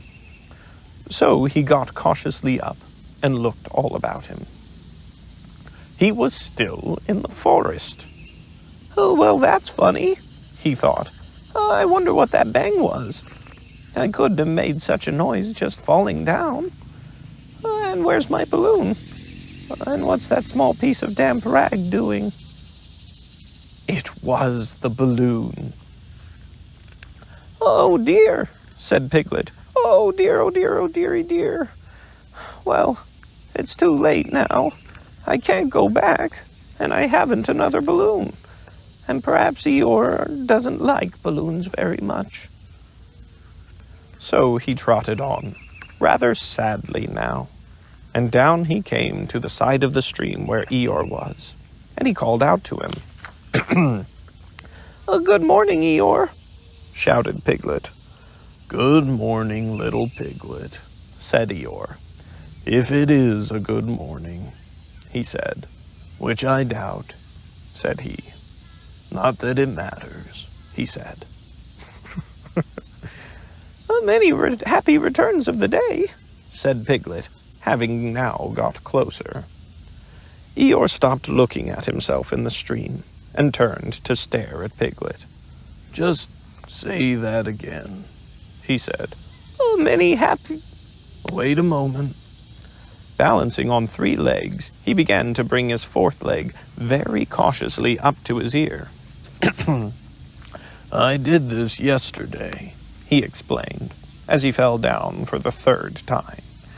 Well, it's quite easy. It's so that I can hear better. There, that's done it. Now, what were you saying? And he pushed his ear forward with his hoof. Many happy returns of the day, said Piglet again. Meaning me? Well, of course, Eeyore. My birthday. Yes. Me having a real birthday? Yes, Eeyore. And I brought you a present. Eeyore took down his right hoof from his right ear, turned around, and with great difficulty put up his left hoof. I must have that in the other ear, he said. Now then. A present, said Piglet very loudly. Meaning me, again? Yes. My birthday still? Well, of course, Eeyore. Me, going on, having a real birthday. Yes, Eeyore. And I brought you a balloon. Balloon? Said Eeyore. You did say balloon. One of those big, colored things you blow up. Gaiety, song and dance. Here we are and there we are. Well, yes, but I'm afraid... I'm very sorry, Eeyore, but when I was running along to bring it to you, I fell down. Dear, dear, how unlucky. You ran too fast, I expect. You didn't hurt yourself, little Piglet. No, but Oh, Eeyore, I burst the balloon. There was a very long silence. My balloon? Said Eeyore at last. Piglet nodded. My birthday balloon? Said Eeyore. Yes, Eeyore, said Piglet, sniffing a little. Here it is. With many happy returns of the day. And he gave Eeyore the small piece of damp rag. Was this it? Said Eeyore, a little surprised. Piglet nodded. My present? Piglet nodded again. The balloon. Yes. Well, thank you, Piglet, said Eeyore. If you don't mind my asking, he went on. But what color was this balloon when it was a balloon? Red. Well, I just wondered. Red, he murmured to himself. My favorite color. How big was it? About as big as me. Oh, I just wondered. About as big as Piglet, he said to himself sadly. My favorite size. Well, well. Piglet felt very miserable and didn't know what to say. He was still opening his mouth to begin something, and then deciding that it wasn't any good saying that, when he heard a shout from the other side of the river. And there was Pooh. Many happy returns of the day, called out Pooh, forgetting that he had said it already. Well, thank you, Pooh. I'm having them, said Eeyore gloomily. But I've brought you a little present, said Pooh excitedly. Well, I've had it, said Eeyore. Pooh had now splashed across the stream to Eeyore, and Piglet was sitting a little way off, his head in his paws, snuffling to himself. It's a useful pot, said Pooh. Here it is, and it's got a very happy birthday with love from Pooh written on it. That's what all that writing is. And it's for putting things in. There. When Eeyore saw the pot, he became quite excited. Why, he said, well, I believe my balloon will just go into that pot. Oh, no, Eeyore, said Pooh. Balloons are much too big to go into pots. What you do with a balloon is, you hold the balloon. Not mine, said Eeyore proudly. Look, Piglet. And as Piglet looked sorrowfully around, Eeyore picked the balloon up with his teeth and placed it carefully in the pot, picked it out again and put it on the ground, and then picked it up again and put it carefully back. So it does, said Pooh. It goes in. So it does, said Piglet, and it comes out. Doesn't it just, said Eeyore. It goes in and out like anything. Well, I'm very glad, said Pooh happily, that I thought of giving you a useful pot to put things in. And I'm very glad, said Piglet happily, that I thought of giving you something to put in a useful pot. But Eeyore wasn't listening. He was taking the balloon out and putting it back again, as happy as could be. But didn't I give him anything? Asked Christopher Robin sadly. Well, of course you did, I said. You gave him, don't you remember, a little... I gave him a box of paints to paint things with. That was it. Why didn't I give it to him in the morning? You were so busy getting his party ready for him. He had a cake with icing on top, and 3 candles, and his name in pink sugar, and... Ah, yes, I remember, said Christopher Robin. End of the chapter. Chapter 7, in which Kanga and Baby Roo come to the forest, and Piglet has a bath. Nobody seemed to know where they came from, but there they were in the forest, Kanga and Baby Roo. When Pooh asked Christopher Robin, "Well, how did they come here?" Christopher Robin said, "In the usual way, if you know what I mean, Pooh." And Pooh, who didn't, said, "Oh." And then he nodded his head twice and said, "In the usual way. Ah." Then he went to call upon his friend Piglet to see what he thought about it. And at Piglet's house he found Rabbit, so they all talked about it together. What I don't like about this is, said Rabbit, here are we, you, Pooh, and you, Piglet, and me, and suddenly... Well, and Eeyore, said Pooh. And Eeyore, and then suddenly... Well, and Owl, said Pooh. And Owl, and then all of a sudden... Oh, and Eeyore, said Pooh. I was forgetting him. Here we are, said Rabbit very slowly and carefully. All of us. And then suddenly we wake up one morning and what do we find?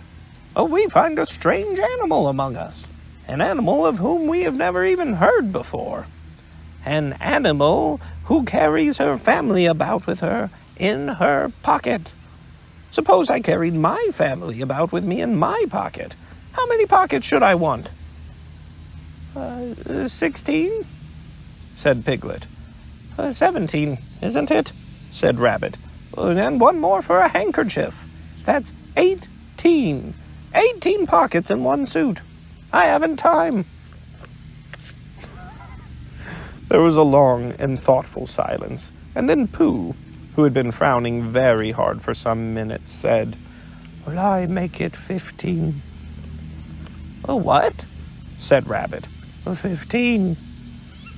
15 what? Your family. Oh, what about them? Pooh rubbed his nose and said that he thought Rabbit had been talking about his family. Did I? Said Rabbit carelessly. Yes, you said. Never mind, Pooh, said Piglet impatiently. The question is, what are we going to do about Kanga? Oh, I see, said Pooh. The best way, said Rabbit, would be this. The best way would be to steal Baby Roo and hide him. And then when Kanga says, Where's Baby Roo? We say, Aha! Aha, said Pooh, practicing. Aha, aha. Of course, he went on. We could say aha, even if we hadn't stolen Baby Roo. Pooh, said Rabbit kindly, you haven't any brain. I know, said Pooh humbly. We say aha so that Kanga knows that we know where Baby Roo is, if you promise to go away from the forest and never come back. Now, don't talk while I think. Pooh went into a corner and tried saying aha in that sort of voice. Sometimes it seemed to him that it just did mean what Rabbit said, and sometimes it seemed to him that it didn't. Well, I suppose it's just practice, he thought. I wonder if Kanga will have to practice too, so as to understand it. There's just one thing, said Piglet, fidgeting a bit. I was talking to Christopher Robin, and he said that Kanga was generally regarded as one of the fiercer animals. I am not frightened of fierce animals in the ordinary way, but it's well known that if one of the fiercer animals is deprived of its young, it becomes as fierce as two of the fiercer animals, in which case, aha, is perhaps a foolish thing to say. Piglet, said Rabbit, taking out a pencil and licking the end of it, you haven't any pluck. It is hard to be brave, said Piglet, sniffing slightly, when you're only a very small animal. Rabbit, who had begun to write very busily, looked up and said, It is because you are a very small animal that you will be useful in this adventure to us. Piglet was so excited at the idea of being useful that he forgot to be frightened anymore. And when Rabbit went on to say that Kangas were only fierce during the winter months, being at other times of an affectionate disposition, he could hardly sit still. He was so eager to begin being useful at once. What about me? Said Pooh sadly. I suppose I shan't be useful. Never mind, Piglet, Pooh?" said Piglet comfortingly. "Another time, perhaps." "Without Pooh," said Rabbit solemnly as he sharpened his pencil, "the adventure would be impossible." "Oh," said Piglet, and tried not to look disappointed. But Pooh went into a corner of the room and said proudly to himself, "Impossible without me. That sort of bear." "And now listen, all of you," said Rabbit when he had finished writing, and Pooh and Piglet sat listening very eagerly with their mouths open. This was what Rabbit read out. A plan to capture Baby Roo. 1. General remarks. Kanga runs faster than any of us, even me. 2. More general remarks. Kanga never takes her eye off Baby Roo, except when he's safely buttoned up in her pocket. 3. Therefore, if we are to capture Baby Roo, we must get a long start, because Kanga runs faster than any of us, even me. C1. A thought. If Roo had jumped out of Kanga's pocket and Piglet had jumped in, Kanga wouldn't know the difference, because Piglet is a very small animal. 5. Like Roo. 6. But Kanga would have to be looking the other way first, so as not to see Piglet jumping in. 7. C2. Which is that she never takes her eye off Baby Roo. 8. Another thought. But if Pooh was talking to her very excitedly, she might look the other way for a moment. 9.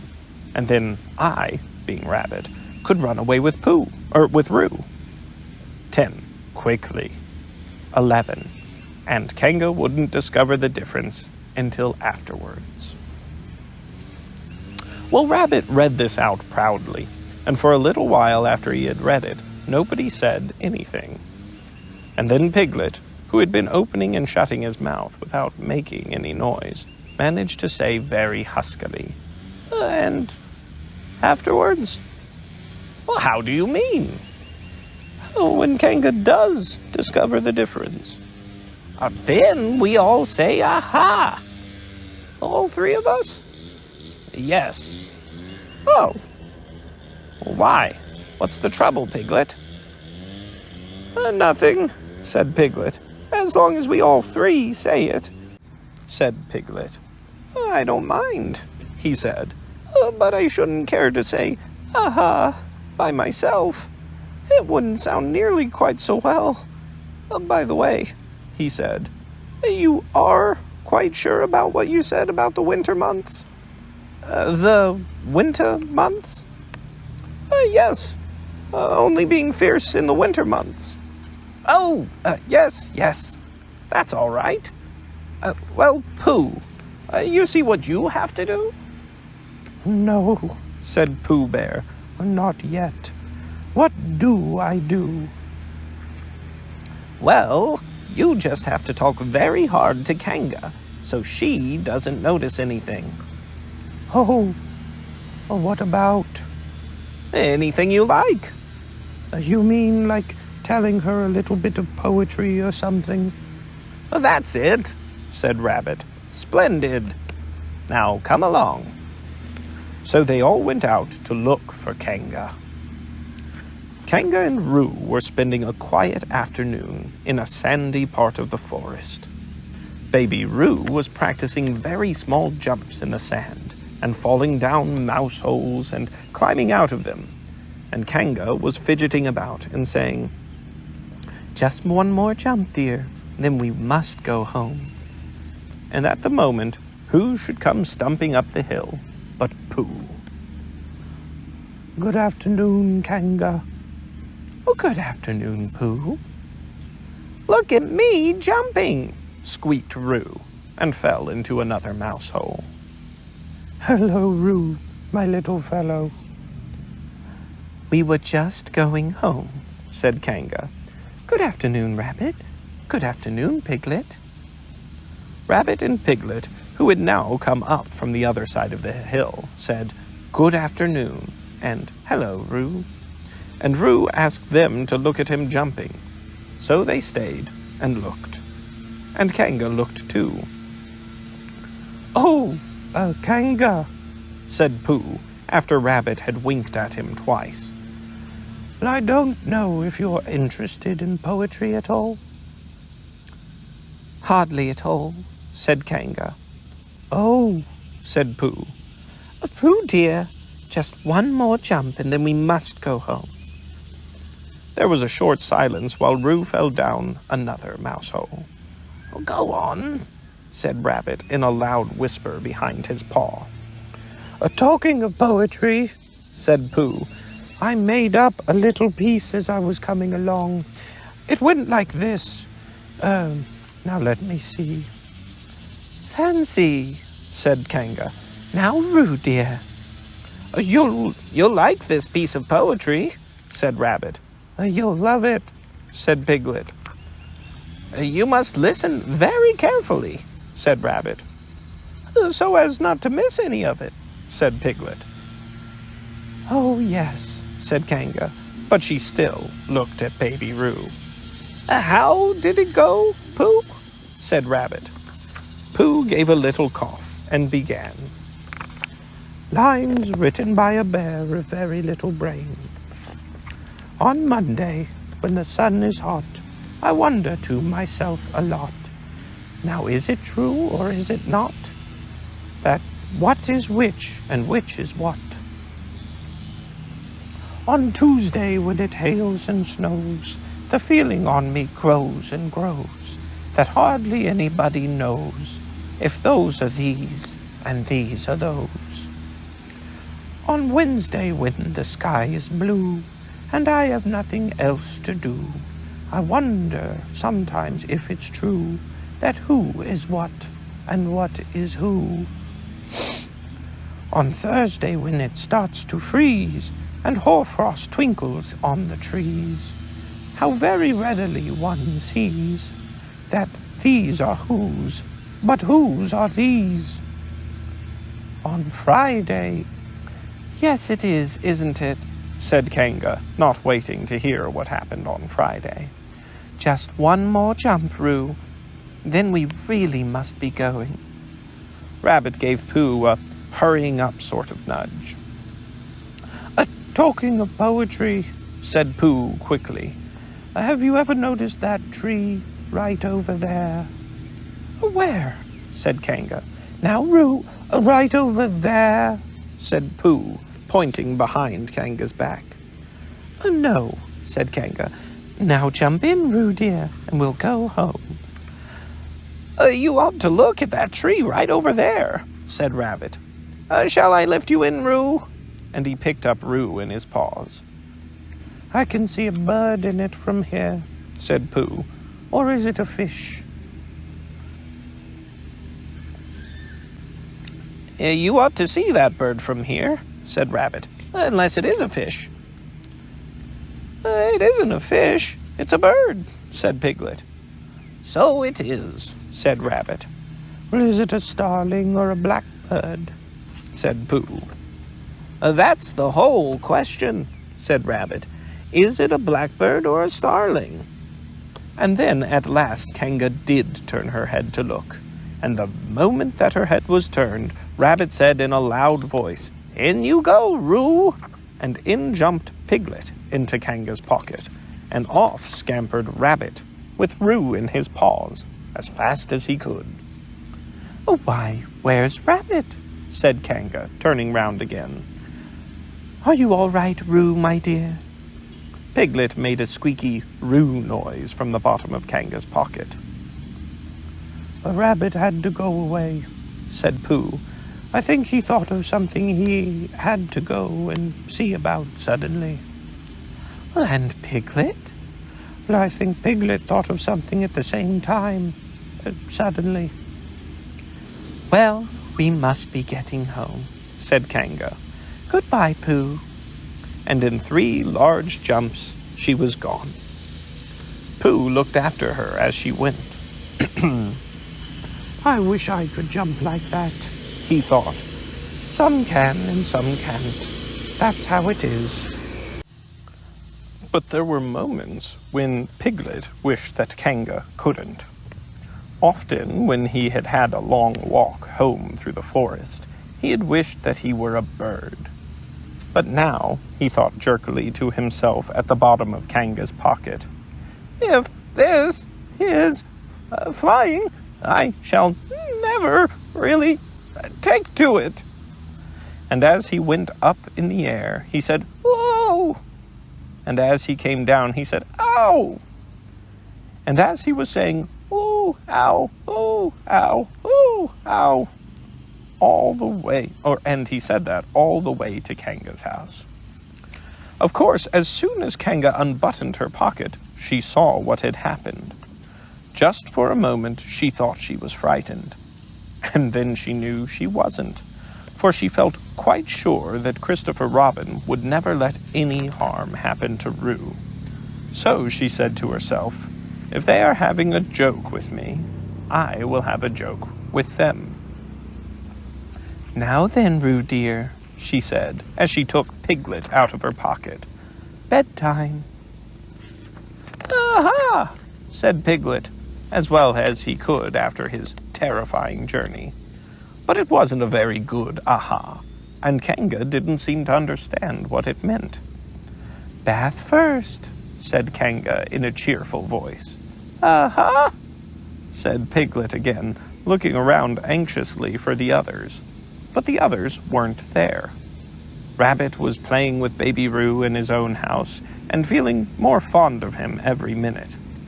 And Pooh, who had decided to be Kanga, was still at the sandy place on top of the forest, practicing jumps. "I am not sure at all," said Kanga in a thoughtful voice, "that it wouldn't be a good idea to have a cold bath this evening. Would you like that, Roo dear?" Piglet, who had never really been fond of baths, shuddered a long, indignant shudder, and said in as brave a voice as he could, "Kanga, I see the time has come to speak plainly." "Funny little Roo," said Kanga, as she got the bath water ready. "I am not Roo," said Piglet loudly. "I am Piglet." "Yes, dear, yes," said Kanga soothingly, "and imitating Piglet's voice, too. So clever of him." And she went on, as she took a large bar of yellow soap out of the cupboard. "What will he be doing next?" "Oh, can't you see?" shouted Piglet. "Haven't you got eyes? Look at me." "Well, I am looking, Roo dear," said Kanga rather severely, "and you know what I told you yesterday about making faces. If you go on making faces like Piglet's, you will grow up to look like Piglet, and then think how sorry you will be. Now then, into the bath, and don't let me have to speak to you about it again." Before he knew where he was, Piglet was in the bath, and Kanga was scrubbing him very firmly with a large leathery flannel. "Ow!" cried Piglet. "Oh, let me out! I'm Piglet!" "Don't open your mouth, dear, or the soap goes in," said Kanga. "There, what did I tell you?" You did it on purpose," spluttered Piglet, as soon as he could speak again, and then, accidentally, had another mouthful of lathery flannel. "That's right, dear. Don't say anything," said Kanga, and in another minute Piglet was out of the bath and being rubbed dry with a towel. "Now," said Kanga, "there's your medicine, and then bed." "What medicine?" said Piglet. "Well, to make you grow big and strong, dear. You don't want to grow up small and weak like Piglet, do you? Well then." At that moment there was a knock at the door. "Come in," said Kanga, and in came Christopher Robin. "Christopher Robin! Christopher Robin!" cried Piglet. "Tell Kanga who I am. She keeps saying I'm Roo. I'm not Roo, am I?" Christopher Robin looked at him very carefully and shook his head. "You can't be Roo," he said, "because I've just seen Roo playing in Rabbit's house." "Well," said Kanga, "fancy that. Fancy mime making a mistake like that." "Oh, there you are," said Piglet. "I told you so. I'm Piglet." Christopher Robin shook his head again. "Oh, well, you're not Piglet," he said. "I know Piglet well, and he's quite a different color." Piglet began to say that this was because he had just had a bath, and then he thought that perhaps he wouldn't say that. And as he opened his mouth to say something else, Kanga slipped the medicine spoon in and then patted him on the back and told him that it was really quite a nice taste when you got used to it. "I knew it wasn't Piglet," said Kanga. "I wonder who it can be." "Well, perhaps it's some relation of Pooh's," said Christopher Robin. "What about a nephew or an uncle or something?" Kanga agreed that this was probably what it was, and said that they would have to call it by some name. "I shall call it Pootle," said Christopher Robin. "Henry Pootle for short."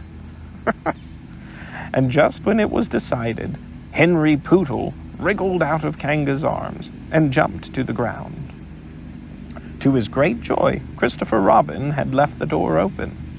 Never had Henry Pootle Piglet run so fast as he ran then, and he didn't stop running until he had got quite close to his house. But when he was 100 yards away, he stopped running and rolled the rest of the way home, so as to get his own nice, comfortable color again. So Kanga and Roo stayed in the forest, and every Tuesday Roo spent the day with his great friend Rabbit, and every Tuesday Kanga spent the day with her great friend Pooh, teaching him to jump, and every Tuesday Piglet spent the day with his great friend Christopher Robin. So they were all happy again. End of the chapter. Chapter 8, in which Christopher Robin leads an expedition to the North Pole. One fine day, Pooh had stumped up to the top of the forest to see if his friend Christopher Robin was interested in bears at all. At breakfast that morning, a simple meal of marmalade spread lightly over a honeycomb or two, he had suddenly thought of a new song. It began like this: "Sing ho for the life of a bear." When he had got as far as this, he stretched his head and thought to himself, "That's a very good start for a song. But what about the second line?" He tried singing ho 2 or 3 times, but it didn't seem to help. "Perhaps it would be better," he thought, "if I sang hi for the life of a bear." So he sang it, but it wasn't. "Very well, then," he said, "I shall sing that first line twice, and perhaps if I sing it very quickly, I shall find myself singing the third and fourth lines before I have time to think of them, and that will be a good song. Now then, sing ho for the life of a bear, sing ho for the life of a bear. I don't much mind if it rains or snows, 'cause I've got a lot of honey on my nice new nose. I don't much care if it snows or it thaws, 'cause I've got a lot of honey on my nice clean paws. Sing ho for a bear, sing ho for a Pooh, and I'll have a little something in an hour or two." He was so pleased with this song that he sang it all the way to the top of the forest. "And if I go on singing it much longer," he thought, "it will be time for a little something, and then the last line won't be true." So he turned it into a hum instead. Christopher Robin was sitting outside his door, putting on his big boots. As soon as he saw the big boots, Pooh knew that an adventure was going to happen. and he brushed the honey off his nose with the back of his paw, and spruced himself up as well as he could, so as to look ready for anything. Good morning, Christopher Robin, he called out. Hello, Pooh Bear. I can't get this boot on. Well, that's bad, said Pooh. Do you think you could very kindly lean against me? 'Cause I keep pulling so hard that I fall over backwards. Pooh sat down, dug his feet into the ground, and pushed hard against Christopher Robin's back. And Christopher Robin pushed hard against his, and pulled at his boot, until he had got it on. And that's that, said Pooh. What do we do next? We are all going on an expedition, said Christopher Robin, as he got up and brushed himself. Thank you, Pooh. Going on an expotition? said Pooh eagerly. Well, I don't think I've ever been on one of those. Where are we going on this expotition? Expedition, silly old bear. It's got an X in it. Oh, said Pooh. I know.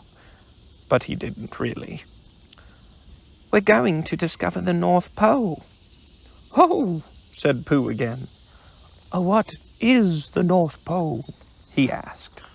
Oh, it's just a thing you discover, said Christopher Robin carelessly, not being quite sure himself. Oh, I see, said Pooh. Are bears any good at discovering it? Of course they are, and Rabbit, and Kanga, and all of you. It's an expedition. That's what an expedition means. A long line of everybody. You'd better tell the others to get ready, while I see if my gun's all right. And we must all bring provisions. Bring what? Things to eat. Oh, said Pooh happily. I thought you said provisions. I'll go and tell them. And he stumped off. The first person he met was Rabbit. Hello, Rabbit, he said. Is that you? Let's pretend it isn't, said Rabbit, and see what happens. Well, I've got a message for you. I'll give it to him. We're all going on an expedition with Christopher Robin. What is it when we're on it?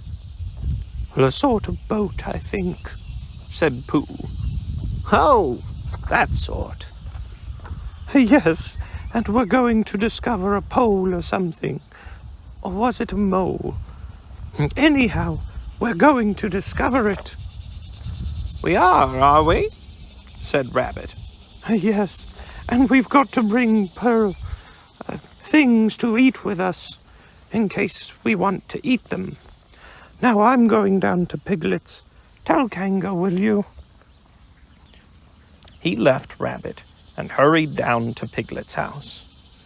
The piglet was sitting on the ground at the door of his house, blowing happily at a dandelion, and wondering whether it would be this year, next year, sometime or never.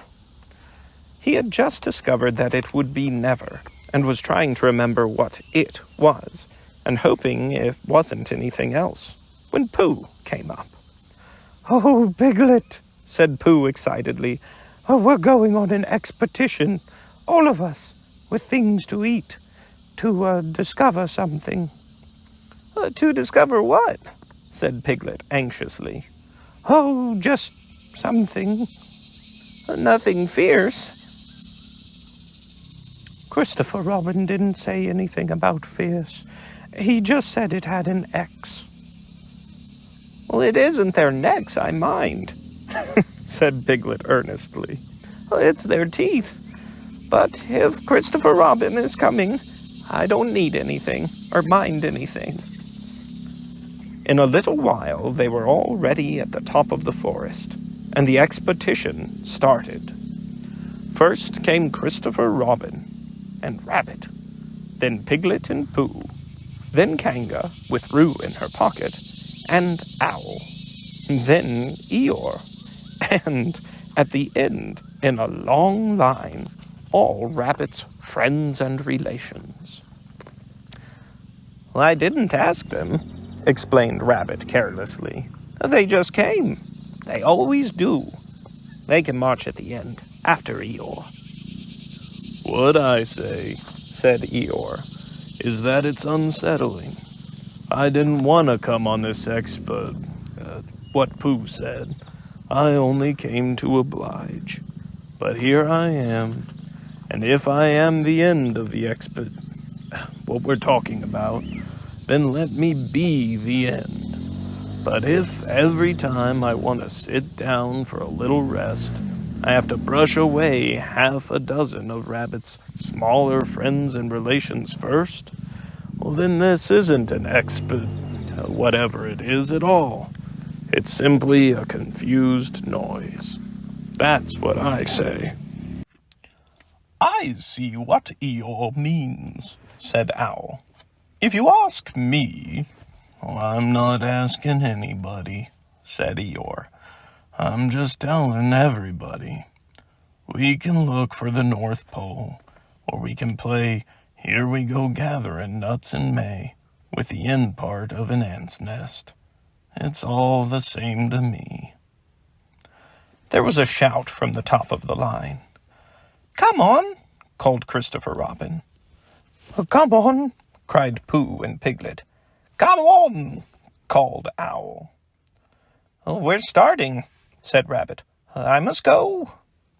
And he hurried off to the front of the Expotition with Christopher Robin. All right, said Eeyore. We're going. Only don't blame me. So off they all went to discover the pole. And as they walked, they chattered to each other of this and that. All except Pooh, who was making up a song. Oh, this is the first verse, he said to Piglet when he was ready with it. First verse of what? My song. What song? This one. Which one? Well, if you listen, Piglet, you'll hear it. How do I know, or how do you know I'm not listening? Well, Pooh couldn't answer that one, so he began to sing. They all went off to discover the pole, Owl and Piglet and Rabbit and all. It's a thing you discover, I've been told, by Owl and Piglet and Rabbit and all. Eeyore, Christopher, Robin, and Pooh, and Rabbit's relations all went too, and where the pole was, none of them knew. Sing hey for Owl and Rabbit and all. Hush, said Christopher Robin, turning round to Pooh. We're just coming to a dangerous place. Hush, said Pooh, turning round quickly to Piglet. Hush, said Piglet to Kanga. Hush, said Kanga to Owl, while Roo said hush several times to himself very quietly. Hush, said Owl to Eeyore. Hush, said Eeyore in a terrible voice to all Rabbit's friends and relations. And hush, hush, hush, they said hastily to each other all down the line, until it got to the last one of all. And the last and smallest friend and relation was so upset to find that the whole Expotition was saying hush to him that he buried himself head downwards in a crack in the ground, and stayed there for 2 days until the danger was over, and then went home in a great hurry, and lived quietly with his aunt ever afterwards. His name was Alexander Beetle. They had come to a stream which twisted and tumbled between high rocky banks, and Christopher Robin saw at once how dangerous it was. It's just the place, he explained, for an ambush. What sort of bush? Whispered Pooh to Piglet. A gorse bush? My dear Pooh, said Owl in his superior way. Don't you know what an ambush is? Owl, said Piglet, looking round at him severely. Pooh's whisper was a perfectly private whisper, and there was no need. An ambush, said Owl, is a sort of surprise. So is a gorse bush sometimes, said Pooh. An ambush, as I was about to explain to Pooh, said Piglet, is a sort of surprise. If people jump out at you suddenly, that's an ambush, said Owl. It's an ambush, Pooh, when people jump at you suddenly, explained Piglet. Pooh, who now knew what an ambush was, said that a gorse bush had sprung at him suddenly one day when he fell off a tree, and he had taken 6 days to get all the prickles out of himself. We are not talking about gorse bushes, said Owl a little crossly. Well, I am, said Pooh. They were climbing very cautiously up the stream now, going from rock to rock, and after they had gone a little way, they came to a place where the banks widened out at each side, so that on each side of the water there was a level strip of grass on which they could sit down and rest. As soon as he saw this, Christopher Robin called, "Halt!" and they all sat down and rested. I think, said Christopher Robin, that we ought to eat all our provisions now, so that we shan't have so much to carry. Eat all our what? said Pooh. All that we brought, said Piglet, getting to work. That's a good idea, said Pooh, and he got to work too. Have you all got something? Asked Christopher Robin with his mouth full. All except me, said Eeyore, as usual. He looked round at them in his melancholy way. I suppose none of you are sitting on a thistle by any chance? Well, I believe I am, said Pooh. Ow! He got up and looked behind him. Yes, as I thought. I was. Thank you, Pooh, if you've quite finished with it. He moved across to Pooh's place and began to eat.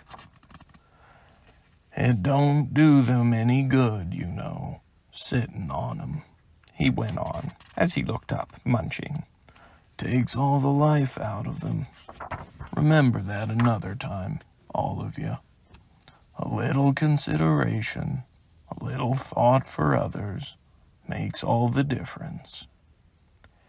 As soon as he had finished his lunch, Christopher Robin whispered to Rabbit, and Rabbit said, Yes, of course. And they walked a little way up the stream together. I didn't want the others to hear, said Christopher Robin. Quite so, said Rabbit, looking important. I wondered. Well, it's only... Rabbit, I suppose you don't know. What does the North Pole look like? Oh, well, said Rabbit, stroking his whiskers. Now you're asking me. Well, I did know once, only I've sort of forgotten, said Christopher Robin carelessly. It's a funny thing, said Rabbit, but I've sort of forgotten too, although I did know once. Well, I suppose it's just a pole stuck in the ground? Sure to be a pole, said Rabbit, because of calling a pole. And if it's a pole, well, I should think it would be sticking out of the ground, shouldn't you? Because there'd be nowhere else to stick it. Yes, that's what I thought. The only thing is, said Rabbit, is where is it sticking? Well, that's what we're looking for, said Christopher Robin. They went back to the others. Piglet was lying on his back, sleeping peacefully. Roo was washing his face and paws in the stream, while Kanga explained to everybody proudly that this was the first time he had ever washed his face himself. And Owl was telling Kanga an interesting anecdote, full of long words like encyclopedia and rhododendron, to which Kanga wasn't listening. I don't hold with all this washing, grumbled Eeyore. This Modern, behind-the-ears nonsense. What do you think, Pooh? Well, said Pooh, I think... But we shall never know what Pooh thought, for there was a sudden squeak from Roo, a splash, and a loud cry of alarm from Kanga. So much for washing, said Eeyore. Roo's fallen in, cried Rabbit, and he and Christopher Robin came rushing down to the rescue. Look at me swimming, squeaked Roo from the middle of his pool, and was hurried down a waterfall into the next pool. Are you all right, Roo, dear? Called Kanga anxiously. Yes, said Roo. Look at me swim. And down he went over the next waterfall into another pool. Everybody was doing something to help. Piglet, wide awake suddenly, was jumping up and down and making, "Oh, I say," noises. Owl was explaining that in a case of sudden and temporary immersion, the important thing was to keep the head above water. Kanga was jumping along the bank, saying, "Are you sure you're all right, Roo, dear?" To which Roo, from whatever pool he was in at the moment, was answering, "Look at me swimming!" Eeyore had turned round and hung his tail over the first pool into which Roo fell, and with his back to the accident was grumbling quietly to himself and saying, "All this washing, but catch on to my tail, little Roo. You'll be all right."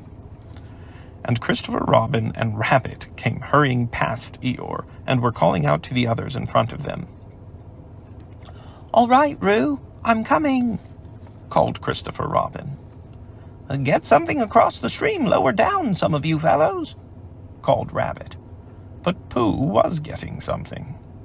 2 pools below Roo, he was standing with a long pole in his paws, and Kanga came up and took one end of it, and between them they held it across the lower part of the pool, and Roo, still bubbling proudly, "Look at me swimming," drifted up against it and climbed out. "Did you see me swimming?" squeaked Roo excitedly, while Kanga scolded him and rubbed him down. "Pooh, did you see me swimming? That's called swimming, what I was doing. Rabbit, did you see what I was doing? Swimming. Hello, Piglet. I say, Piglet, what do you think I was doing? Swimming. Christopher Robin, did you see me?" But Christopher Robin wasn't listening.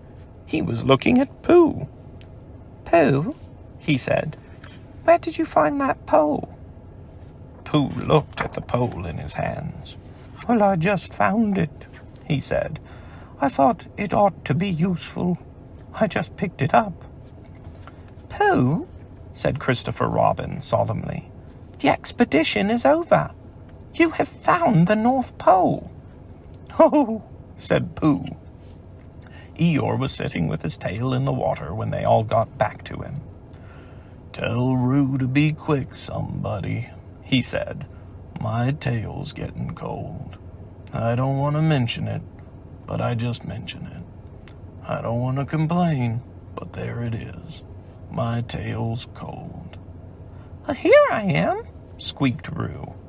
"Oh, there you are." "Did you see me swimming?" Eeyore took his tail out of the water and swished it from side to side. "As I expected," he said. "Lost all feeling. Numbed it. That's what it's done. Numbed it. Well, as long as nobody minds, I suppose it's all right." "Poor old Eeyore. I'll dry it for you," said Christopher Robin, and he took out his handkerchief and rubbed it up. "Thank you, Christopher Robin. You're the only one who seems to understand about tails. They don't think. That's what's the matter with some of these others. They've no imagination. A tail isn't a tail to them. It's just a little bit extra at the back." "Never mind, Eeyore," said Christopher Robin, rubbing his hardest. "Is that better?" It's feeling more like a tail, perhaps. It belongs again, if you know what I mean. Hello, Eeyore, said Pooh, coming up to them with his pole. Hello, Pooh. Thank you for asking, but I shall be able to use it again in a day or two. Use what? Said Pooh. What we are talking about. Well, I wasn't talking about anything, said Pooh, looking puzzled. My mistake again. I thought you were saying how sorry you were about my tail being all numb, and could you do anything to help? No, said Pooh. Oh, that wasn't me, he said. He thought for a little and then suggested helpfully, perhaps it was somebody else. Well, thank him for me when you see him. Pooh looked anxiously at Christopher Robin. Pooh's found the North Pole, said Christopher Robin. Isn't that lovely? Pooh looked modestly down. Is that it? Said Eeyore. Yes, said Christopher Robin. Is that what we were looking for? Yes, said Pooh. Oh, said Eeyore. Well, anyhow, it didn't rain, he said. They stuck the pole in the ground, and Christopher Robin tied a message onto it. North Pole, discovered by Pooh. Pooh found it. Then they all went home again, and I think, but I'm not quite sure, that Roo had a hot bath and went straight to bed. But Pooh went back to his own house, and, feeling very proud of what he had done, had a little something to revive himself. End of the chapter. Chapter 9, in which Piglet is entirely surrounded by water. It rained, and it rained, and it rained. Piglet told himself that never in all his life, and he was goodness knows how old, 3, was it, or 4? Never had he seen so much rain. Days and days and days. If only, he thought, as he looked out of the window, I had been in Pooh's house, or Christopher Robin's house, or Rabbit's house, when it began to rain. Then I should have company all this time, instead of being out here all alone, with nothing to do except wonder when it'll stop. And he imagined himself with Pooh saying, Did you ever see such rain, Pooh? And Pooh saying, Isn't it awful, Piglet? And Piglet saying, I wonder how much it is over Christopher Robin's way. And Pooh saying, Well, I should think poor old Rabbit is about flooded out by this time. It would have been jolly to talk like this, and really, it wasn't much good having anything exciting like floods if you couldn't share them with anybody. For it was rather exciting. The little dry ditches in which Piglet had nosed about so often had become streams. The little streams across which he had splashed were rivers, and the river, between whose steep banks they had played so happily, had sprawled out of its own bed, and was taking up so much room everywhere, that Piglet was beginning to wonder whether it would be coming into his bed soon. It's a little anxious, he said to himself, to be a very small animal, entirely surrounded by water. Christopher Robin and Pooh could escape by climbing trees, and Kanga could escape by jumping, and Rabbit could escape by burrowing, and Owl could escape by flying, and Eeyore could escape by making a loud noise until rescued.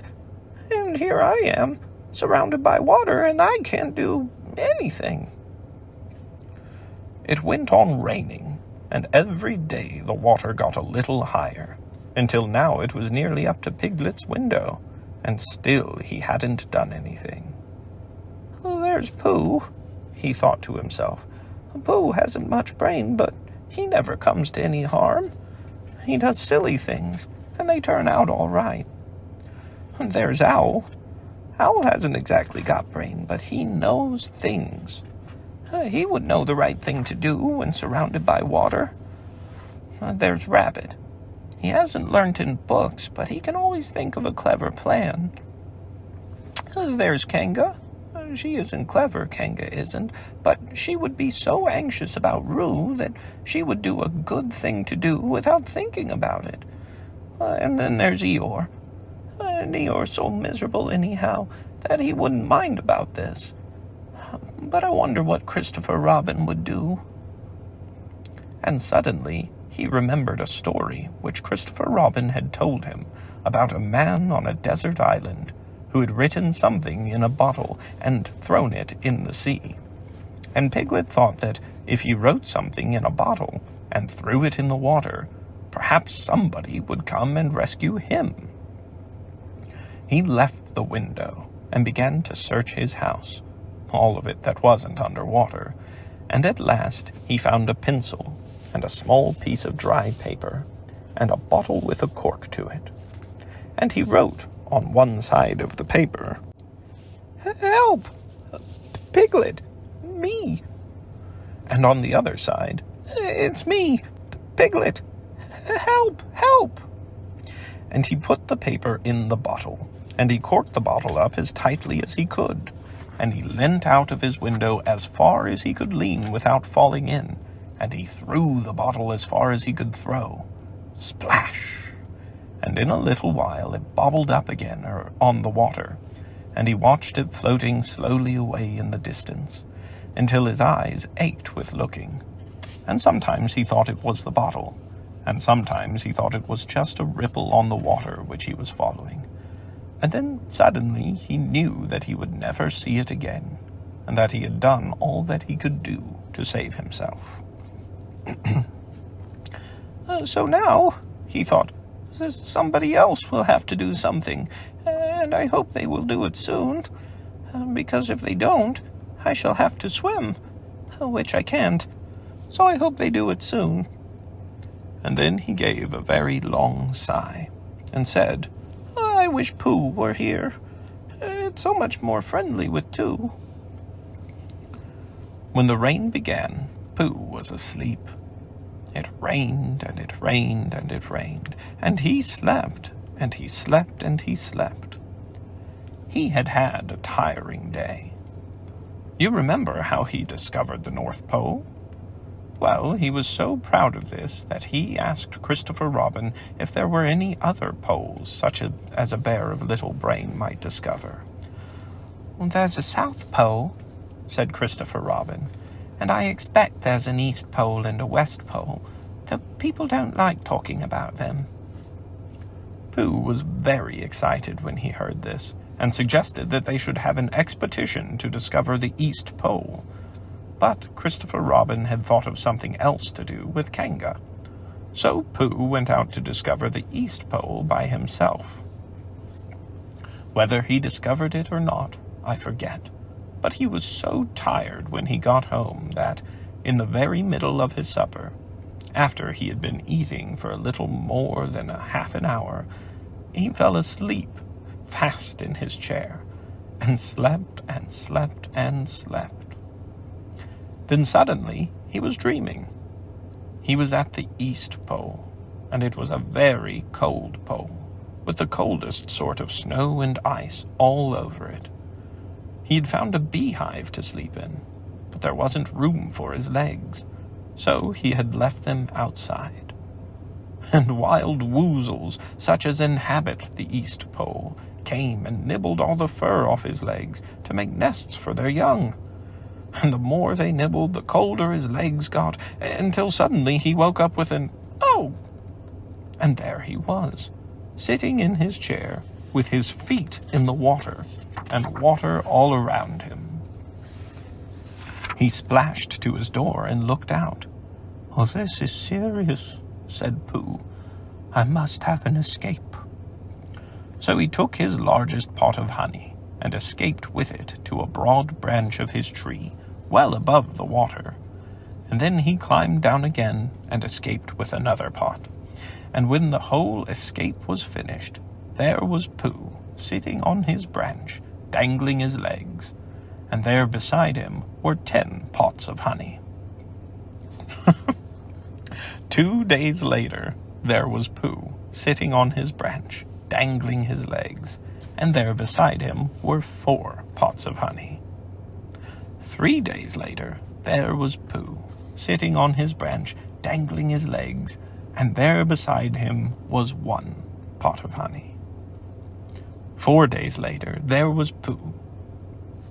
And it was on the morning of the 4th day that Piglet's bottle came floating past him, and with one loud cry of "Honey!" Pooh plunged into the water, seized the bottle, and struggled back to his tree again.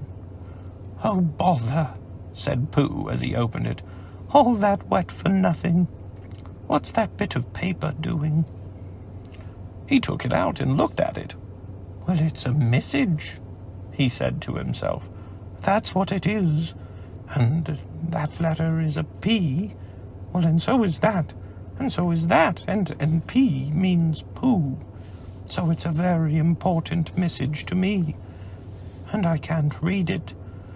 I must find Christopher Robin, or Owl, or Piglet, one of those clever readers who can read things, and they will tell me what this message means. Only I can't swim. Bother."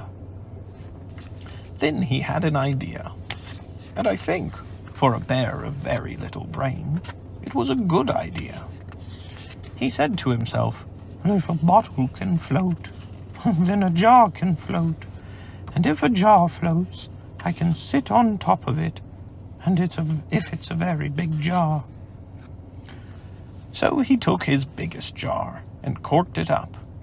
"Well, all boats have to have a name," he said, "so I shall call mine the Floating Bear." And with these words he dropped his boat into the water and jumped in after it. For a little while, Pooh and the Floating Bear were uncertain as to which of them was meant to be on the top. But after trying 1 or 2 different positions, they settled down with the Floating Bear underneath, and Pooh triumphantly astride it, paddling vigorously with his feet. Christopher Robin lived at the very top of the forest. It rained and it rained and it rained, but the water couldn't come up to his house. It was rather jolly to look down into the valleys and see the water all around him, but it rained so hard that he stayed indoors most of the time and thought about things. Every morning he went out with his umbrella and put a stick in the place where the water came up to, and every morning he went out and couldn't see his stick anymore, so he put another stick in the place where the water came up to. And then he walked home again, and each morning he had a shorter way to walk than he had had the morning before. On the morning of the 5th day, he saw the water all around him, and knew that, for the first time in his life, he was on a real island, which was very exciting. It was on this morning that Owl came flying over the water to say, "How do you do?" to his friend, Christopher Robin. "I say, Owl," said Christopher Robin, "isn't this fun? I'm on an island." "The atmospheric conditions have been very unfavorable lately," said Owl. "The what?" "It has been raining," explained Owl. "Yes," said Christopher Robin, "it has." "The flood level has reached an unprecedented height." "The who?" "Well, there's a lot of water about," explained Owl. "Yes," said Christopher Robin, "there is." "However, the prospects are rapidly becoming more favorable. At any moment—" "Have you seen Pooh?" "No. At any moment—" "I hope he's all right," said Christopher Robin. "I've been wondering about him. I expect Piglet's with him. Do you think they're all right, Owl?" "Well, I expect so. You see, at any moment—" "Do go and see, Owl, because Pooh hasn't got very much brain, and he might do something silly. And I do love him so, Owl. Do you see, Owl? Well, that's all right, said Owl. I'll go. Back directly. And he flew off. In a little while, he was back again. Well, Pooh isn't there, he said. Not there? Has been there. He's been sitting on a branch of his tree outside his house with 9 pots of honey. But he isn't there now. Oh, Pooh, cried Christopher Robin, where are you? Here I am, said a growly voice behind him. Pooh! They rushed into each other's arms. Well, how did you get here, Pooh?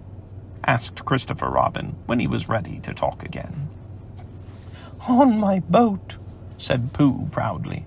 I had a very important message sent me in a bottle, and owing to having got some water in my eyes, I couldn't read it. So I brought it to you on my boat. With these proud words, he gave Christopher Robin the message. But it's from Piglet, cried Christopher Robin when he had read it. Well, isn't there anything about Pooh in it? Asked Bear, looking over his shoulder. Christopher Robin read the message aloud. Oh, are those peas piglets? I thought they were Poohs. We must rescue him at once. I thought he was with you, Pooh. Owl, could you rescue him on your back? Well, I don't think so, said Owl, after grave thought. It is doubtful if the necessary dorsal muscles... Well, then would you fly to him at once and say that rescue is coming? And Pooh and I will think of a rescue and come as quick as ever we can. Oh, don't talk, Owl. Go on quick. And, still thinking of something to say, Owl flew off. Now then, Pooh, said Christopher Robin, where's your boat? I ought to say, explained Pooh as they walked down to the shore of the island, that it isn't just an ordinary sort of boat. Sometimes it's a boat, and sometimes it's more of an accident. It all depends. Well, depends on what? On whether I'm on top of it or underneath it. Oh, well, where is it? There, said Pooh, pointing proudly to the floating bear. It wasn't what Christopher Robin expected, and the more he looked at it, the more he thought what a brave and clever bear Pooh was. And the more Christopher Robin thought this, the more Pooh looked modestly down his nose and tried to pretend he wasn't. But it's too small for the 2 of us, said Christopher Robin sadly. 3 of us with Piglet. That makes it smaller still. Oh, Pooh Bear, what shall we do?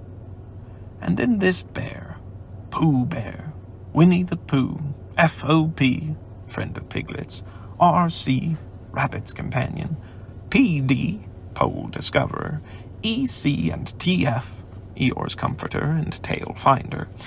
In fact, Pooh himself said something so clever that Christopher Robin could only look at him with mouth open and eyes staring, wondering if this was really the bear of very little brain, whom he had known and loved so long. We might get in your umbrella, said Pooh. Oh, we might get in your umbrella, said Pooh. We might go in your umbrella, said Pooh. For suddenly Christopher Robin saw that they might. He opened his umbrella and put it point downwards in the water. It floated, but wobbled. Pooh got in. He was just beginning to say that it was all right now, when he found that it wasn't. So after a short drink, which he didn't really want, he waded back to Christopher Robin. Then they both got in together, and it wobbled no longer. I shall call this boat the Brain of Pooh, said Christopher Robin. And the Brain of Pooh set sail forthwith in a southwesterly direction, revolving gracefully. You can imagine Piglet's joy when at last the ship came in sight of him. In after years, he liked to think that he had been in very great danger during the terrible flood. But the only danger he had really been in was in the last half hour of his imprisonment, when Owl, who had just flown up, sat on a branch of his tree to comfort him, and told him a very long story about an ant who had once laid a seagull's egg by mistake. And the story went on, rather like this sentence, until Piglet, who was listening out of his window without much hope, went to sleep quietly and naturally, slipping slowly out of the window towards the water until he was only hanging on by his toes. At which moment, luckily, a sudden loud squawk from Owl, which was really part of the story, being what his aunt said, woke the piglet up, and just gave him the time to jerk himself back into safety and say, "Oh, how interesting. And did she?" When, well, you can imagine his joy when at last he saw the good ship, the Brain of Pooh. Captain Christopher Robin, First Mate Pooh Bear, coming over the sea to rescue him. And that is really the end of the story. And as I am very tired after that last sentence, I think I shall stop there. End of the chapter. Chapter 10, in which Christopher Robin gives Pooh a party, and we say goodbye. One day, when the sun had come back over the forest, bringing with it the scent of May, and all the streams of the forest were tinkling happily to find themselves in their own pretty shape again, and the little pools lay dreaming of the life they had seen and the big things they had done. And in the warmth and quiet of the forest, the cuckoo was trying over his voice carefully and listening to see if he liked it. And wood pigeons were complaining gently to themselves in their lazy, comfortable way that it was the other fellow's fault. But it didn't matter very much. On such a day as this, Christopher Robin whistled in a special way he had, and Owl came flying out of the 100-acre wood to see what was wanted. "Owl," said Christopher Robin, "I am going to give a party." "You are you?" said Owl. "And it's to be a special sort of party, because it's because of what Pooh did, when he did what he did to save Piglet from the flood." "Oh, that's what it's for, is it?" said Owl. "Yes. So will you tell Pooh as quickly as you can, and all the others? Because it will be tomorrow." "Oh, it will it?" said Owl, still being as helpful as possible. "So will you go and tell them, Owl?" Owl tried to think of something very wise to say, but couldn't. So he flew off to tell the others, and the first person he told was Pooh. "Pooh," he said, "Christopher Robin is giving a party." "Oh," said Pooh, and then, seeing that Owl expected him to say something else, he said, "Oh, will there be those little cake things with the pink sugar icing?" Owl felt that it was rather beneath him to talk about little cake things with pink sugar icing, so he told Pooh exactly what Christopher Robin had said, and flew off to Eeyore. "A party for me," thought Pooh to himself. "How grand!" And he began to wonder if all the other animals would know that it was a special Pooh party, and if Christopher Robin had told them about the floating bear and the Brain of Pooh and all the wonderful ships he had invented and sailed on. And he began to think how awful it would be if everybody had forgotten about it and nobody quite knew what the party was for. And the more he thought like this, the more the party got muddled in his mind, like a dream when nothing goes right. And the dream began to sing itself over in his head until it became a sort of song. A song I think we can all relate to. It was an anxious Pooh song. 3 cheers for Pooh For who? For Pooh. Oh, what did he do? I thought you knew. He saved his friend from a wetting. 3 cheers for Bear. For where? For Bear. He couldn't swim, but he rescued him. He rescued who? Oh, listen, do. I am talking of Pooh. Of who? Of Pooh. I'm sorry I keep forgetting. Well, Pooh was a bear of enormous brain. Just say it again. Of enormous brain. Of enormous what? Well, he ate a lot, and I don't know if he could swim or not, but he managed to float on a sort of a boat. A sort of what? Well, a sort of pot.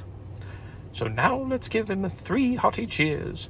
So now let's give him 3 hearty witches, and hope he'll be with us for years and years, and grow in health and wisdom and riches. 3 cheers for Pooh. For who? 3 cheers for Pooh. For Bear. From where? For Bear. 3 cheers for the wonderful Winnie the Pooh. Just tell me, somebody, what did he do? That was a trip. While this was going on inside him, Owl was talking to Eeyore. Eeyore, said Owl, Christopher Robin is giving a party. Very interesting, said Eeyore. I suppose they will be sending me down the odd bits which get trodden on. Kind and thoughtful. Not at all. Don't mention it. Well, that is an invitation for you. What's that like? An invitation. Yes, I heard you. Who dropped it? Well, this isn't anything to eat. It's asking you to the party. Tomorrow. Eeyore shook his head slowly. You mean Piglet, the little fellow with the excited ears. That's Piglet. I'll tell him. No, said Owl, getting quite fussy. It's you. Are you sure? Of course I'm sure. Christopher Robin said all of them. Tell all of them. All of them except Eeyore? All of them, said Owl sulkily. Ah, said Eeyore. A mistake, no doubt. But still I shall come. Only don't blame me if it rains. But it didn't rain. Christopher Robin had made a long table out of some long pieces of wood, and they all sat around it. Christopher Robin sat at one end, and Pooh sat at the other, and between them, on one side, were Owl and Eeyore and Piglet, and between them, on the other side, were Rabbit and Roo and Kanga. And all Rabbit's friends and relations spread themselves about on the grass, and waited, hopefully, in case anybody spoke to them, or dropped anything, or asked them the time. It was the first party to which Roo had ever been, and he was very excited. As soon as ever they had sat down, he began to talk. "Hello, Pooh!" he squeaked. "Hello, Roo," said Pooh. Roo jumped up and down in his seat for a little while, and then began again. "Hello, Piglet!" he squeaked. Piglet waved a paw at him, being too busy to say anything. "Hello, Eeyore," said Roo. Eeyore nodded gloomily at him. "It'll rain soon. You see if it doesn't," he said. Roo looked to see if it didn't, and it didn't. So he said, "Hello, Owl." And Owl said, "Hello, my little fellow," in a kindly way, and went on telling Christopher Robin about an accident which had nearly happened to a friend of his whom Christopher Robin didn't know. And Kanga said to Roo, "Drink up your milk first, dear, and talk afterwards." So Roo, who was drinking his milk, tried to say that he could do both at once, and had to be patted on the back and dried for quite a long time afterwards. When they had all nearly eaten enough, Christopher Robin banged on the table with his spoon, and everybody stopped talking and was very silent, except Roo, who was just finishing a loud attack of hiccups and trying to look as if it was one of Rabbit's relations. "This party," said Christopher Robin, is a party because of what someone did. And we all know who it was, and it's his party, because of what he did. And I've got a little present for him, and here it is." Then he felt about a little and whispered, "Where is it?" While he was looking, Eeyore coughed in an impressive way and began to speak. "Friends," he said, "including oddments, it is a great pleasure, or perhaps I had better say it has been a pleasure so far, to see you at my party. What I did was nothing. Any of you, except Rabbit and Owl and Kanga, would have done the same. Oh, and Pooh. My remarks do not, of course, apply to Piglet and Roo, because they are too small. Any of you would have done the same, but it just happened to be me. It was not, I need hardly say, with an idea of getting what Christopher Robin is looking for now." And he put his front leg to his mouth and said in a loud whisper, "Try under the table." "That I did what I did, because I feel that we should all do what we can to help. I feel that we should all..." said Roo accidentally. "Roo, dear," said Kanga reproachfully.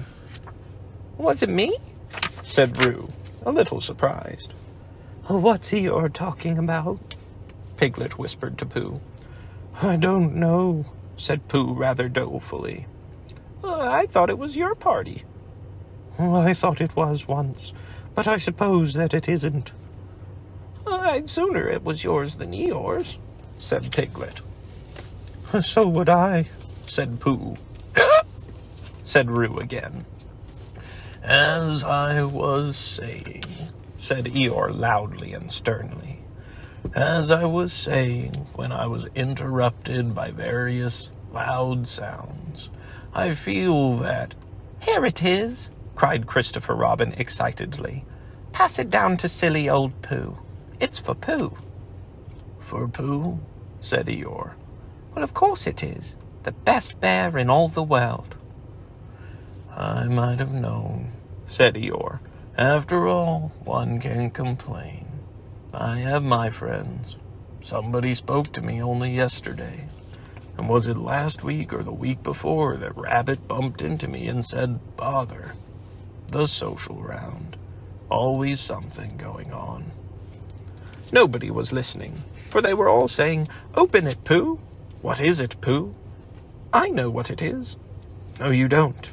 And other helpful remarks of this sort. And of course, Pooh was opening it as quickly as ever he could, but without cutting the string, because you never know when a bit of string might be useful. At last it was undone. When Pooh saw what it was, he nearly fell down. He was so pleased. It was a special pencil case. There were pencils in it marked B for bear, and pencils marked HB for helping bear, and pencils marked BB for brave bear. There was a knife for sharpening the pencils, and India rubber for rubbing out anything you had spelt wrong, and a ruler for ruling lines for the words to walk on, and inches marked on the ruler, in case you wanted to know how many inches anything was, and blue pencils, and red pencils, and green pencils, for saying special things in blue, and red, and green. And all these lovely things were in little pockets of their own, in a special case, which shut with a click when you clicked it. And they were all for Pooh. "Oh," said Pooh. "Oh, Pooh," said everybody else except Eeyore. "Thank you," growled Pooh. But Eeyore was saying to himself, "This writing business, pencils and whatnot, overrated if you ask me. Silly stuff, nothing in it."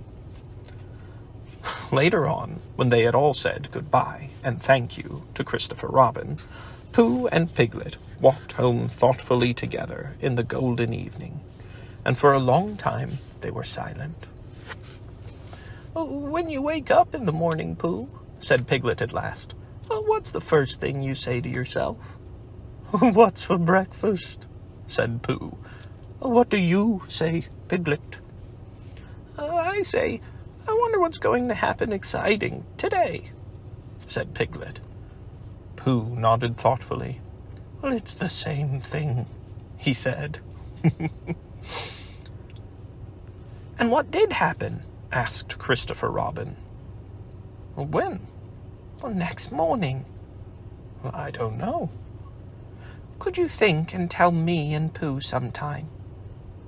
If you wanted it very much. Well, Pooh does, said Christopher Robin. He gave a deep sigh, picked his bear up by the leg, and walked off to the door, trailing Winnie the Pooh behind him. At the door he turned and said, Coming to see me have my bath? I might, I said. Was Pooh's pencil case any better than mine? It was just about the same, I said. He nodded and went out, and in a moment I heard Winnie the Pooh bump, bump, bump, going up the stairs behind him.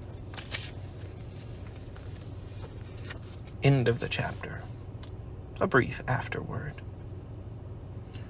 You gave me Christopher Robin, and then you breathed new life in Pooh. Whatever of each has left my pen goes homing back to you. My book is ready and comes to greet the mother it longs to see. It would be my present to you, my sweet, if it weren't your gift to me. End of the book.